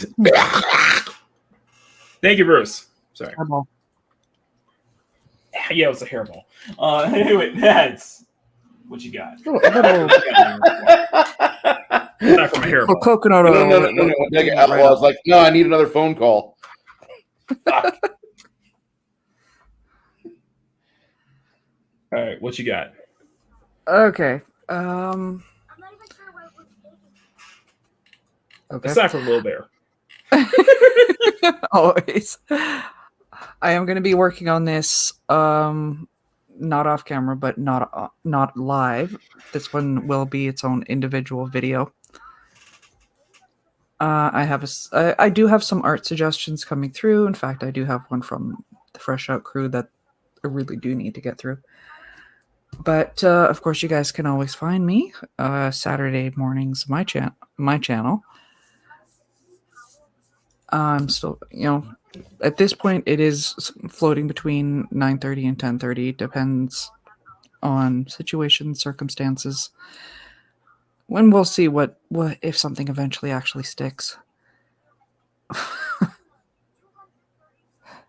didn't say it in my head, but I'm saying it. But I'm thinking it now. Power. Yeah, you guys can catch me on my channel. Beyond that, you can find me here. I've been completely derailed. Though I'm gonna highlight it. What the heck? What? For the record, I did not say it in my head. Were you thinking it? No. Okay, good. I did not. I have that specific phrase, Black Daddy Furballs, has never crossed my mind. But Black Egg Fortnite did, though. Oh, yeah. Well, because I was the one to put it in, it put it there. Well, for me, I love Black Daddy Fortnite, but that still does, that will never trump the Art Pimp. See, I don't like that, though. I don't feel like I'm that, though. Hmm? I don't feel like I'm that. I'm just sharing my love and passion with everybody else, I don't feel like I'm pimping, but I'm just inspiring people. It's just inspiring people. You pimping art out. You're making everybody hooked to it. Yes, so. All right. Okay. I guess you're saying. I could call you the art pusher. No, we're good. Okay. All right. Okay, so now it is my turn. For being here, if you guys can. Let me go ahead and before we get to the channel member stuff, big announcement, guys. Next Sunday, be there or be squared. Next Sunday is the birthday bash. Next Sunday is the huge birthday bash. I will be reaching out to as many people as I can, starting today, to see who can show up. But we're gonna hope to have a lot of guests on. It is going to be a huge birthday celebration for me. It's going to be May 7th. It's Makini Day. It's M7 Day. It's Mach 7. It's Mach 7 Day. It's my birthday. So hopefully I can see you all there, and hopefully we'll celebrate. Hopefully I'll celebrate my journey into becoming 33. Very special. It's like what we did last year with the birthday bash, which was an amazing stream. So hopefully I can celebrate. And I know everybody's birthdays are all over the place. I know we got Emerald. Emerald just said his birthday's on Friday. So Emerald, happy birthday, dude. Happy birthday, my friend. I know a lot of other people's birthday this week, but yeah, Saturday, Saturday, my birthday gift is I want to spend it with y'all. That's what I do. I want to spend my birthday with y'all this Sunday. Next Sunday, I want to spend my birthday with you guys, because you guys made this all happen. And last year was such a special moment for me that I almost teared up. So that really means something. Mads, I saw that. I saw that. I saw that. I saw that. Freaking making shadow puppets. I saw that. Yeah, I saw you do that. Bork, bork. I saw that.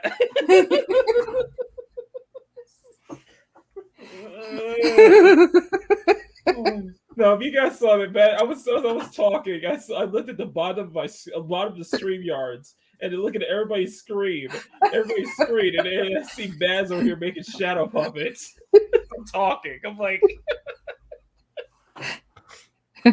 oh my god. So okay, now listen up, channel members. Listen up, and that includes Bruce and Mads as well.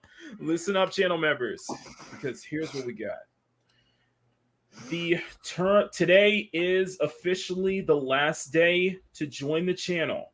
If you have until the end of this show.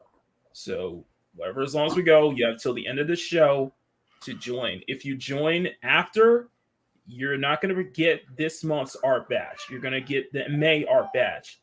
But what you guys are missing out is something really special. So if you guys, this is for all of my members, for every tier, all tiers from tiers and up, you will be getting this elf fighter illustration, which will come with work in progress and a time lapse. And this is probably the most favorite. This is probably definitely one of the favorite ones out of this batch. A lot of people really like how this one turned out. I did too, because I love how I did the Paley background. I was inspired by Cute Sexy Robots for that one. It's kind of motivating me to start doing some illustrations based on different, like, Bruce will like this, different job classes. Use about 17 or 20 more of those right there for my basic game I'll be releasing in October. That is basically a fighter class elf. Not upset about that.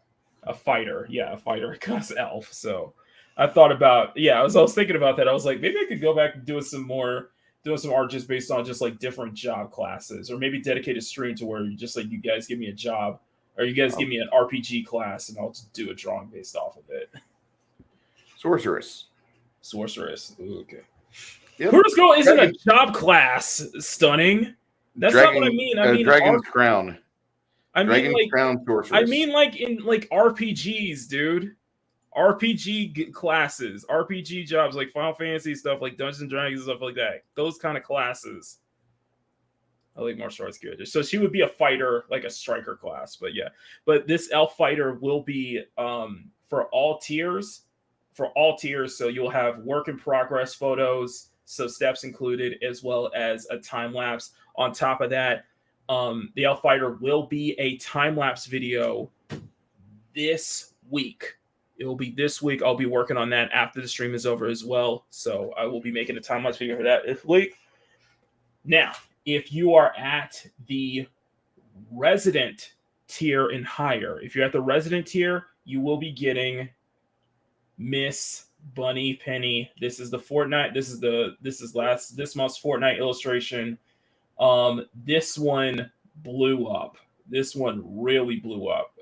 Mainly because I posted it, mainly because I created it at the right time, because Miss Bunny Penny was one of the newest skins to come this season, and everybody was copping that skin once it made into the item shop, and myself included. So I had decided to make a fan art base of it. Everybody loved it. Everybody loved this one, so that one blew up. So you guys love it when I post Fortnite, when I do Fortnite art on Twitter. So you guys really like that. So, but Miss Bunny Penny will be included. Steps. This will be for all resident tier members. If you're a resident tier, you get all you get Miss Bunny Penny. But steps included, including time lapse. Now, if you're at the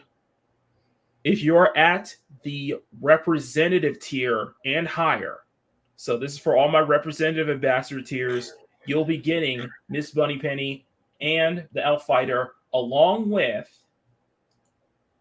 Nani. So this one I did, the first time I did this as a sketch, as a little joke, and then I saw a lot more Nani fan art start popping up in the wake of the reveal of the actress playing Nani. I thought, let me throw my hat in the ring. I'm gonna have some fun with that. So with Nani, you're not only getting steps. If you're at the representative tier or higher, you will not only be getting steps. You'll be getting steps. You'll be getting you'll also be getting a time lapse, but you'll also be getting 4 variations total. So let me just show them to you right now. So turn this off. Okay, and okay, so this should turn off. Oh, here we go. And where is the okay? So this is the base version that I post. So this is the base variation. There's one where it's where she's all wet. Wink, wink. Where she's all wet, phrasing. There's one where it's all wet. There will also be a variation of her with the sand on her bum, and that is supposed to be Stitch's paw prints on there. That is supposed to be Stitch's paw prints on there. And then there will also be a variation with everything included. So it'll have the water dripping from body and with Stitch's paw prints as well, the sand on her bum as well. So you'll be getting 4 variations of this one drawing, along with work in progress photos and work in progress photos, as well as the time lapse. By the way, guys, if you guys have not seen the time lapses for Nani as well as Miss Bunny Penny, they're on the channel. Please check them out. I've been watching the Nani time lapse over and over again. I think this is arguably my favorite illustration for this month. So anyway, but that is it, guys. The rewards will be sent out on May 5th through the 7th. So starting Friday, I'll be sending those rewards out to everybody. So just double check. So what I want you to do is make sure you guys double check, make sure your email addresses are correct, because that's how I'm going to send the batches out. And I will be starting on the May batch this week or today, with the first one being Splatterella, another Fortnite skin. So, all right, it's because I'm treating this like a Patreon, and I probably will have another announcement later on.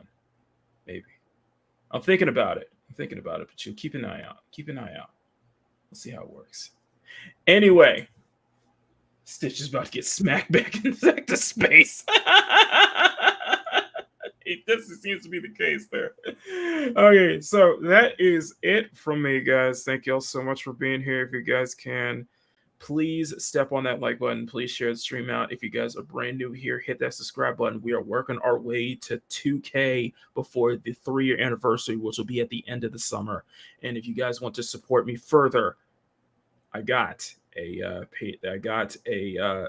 YouTube memberships. You can join for just as low as $1 a month. And if you guys join before the stream is over, you guys will be added into the April batch. So this is y'all's last chance to get your hands on these high-res drawings, by the way.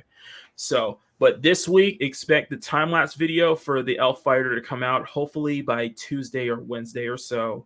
And then, of course, next Sunday at 11 a.m. is the big birthday bash on the channel. And I hope to see you all there. So that is it from me, guys. Thank you all, everybody, for making this Sunday another fun Sunday as well. So for Mads, for Bruce, I am Makini 90, artist, journeyman, illustrator, and we thank you for tuning in to the greatest Sunday afternoon art show on YouTube, Makini Live. Until next time, take care, much love, and as I always say, never stop drawing. Good night, guys. Night, everybody.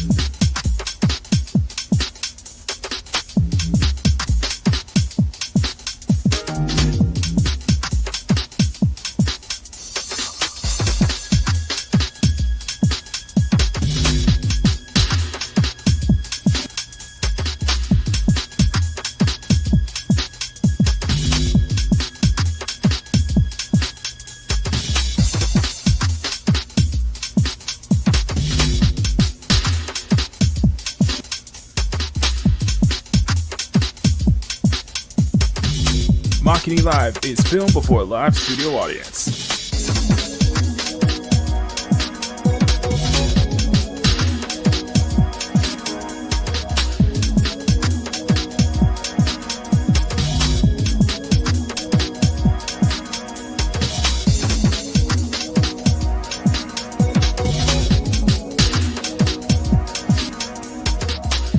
Makini Live is a Makini Draws production in association with Channel 90 Television and is distributed by PS Destination Domestic Television Distribution.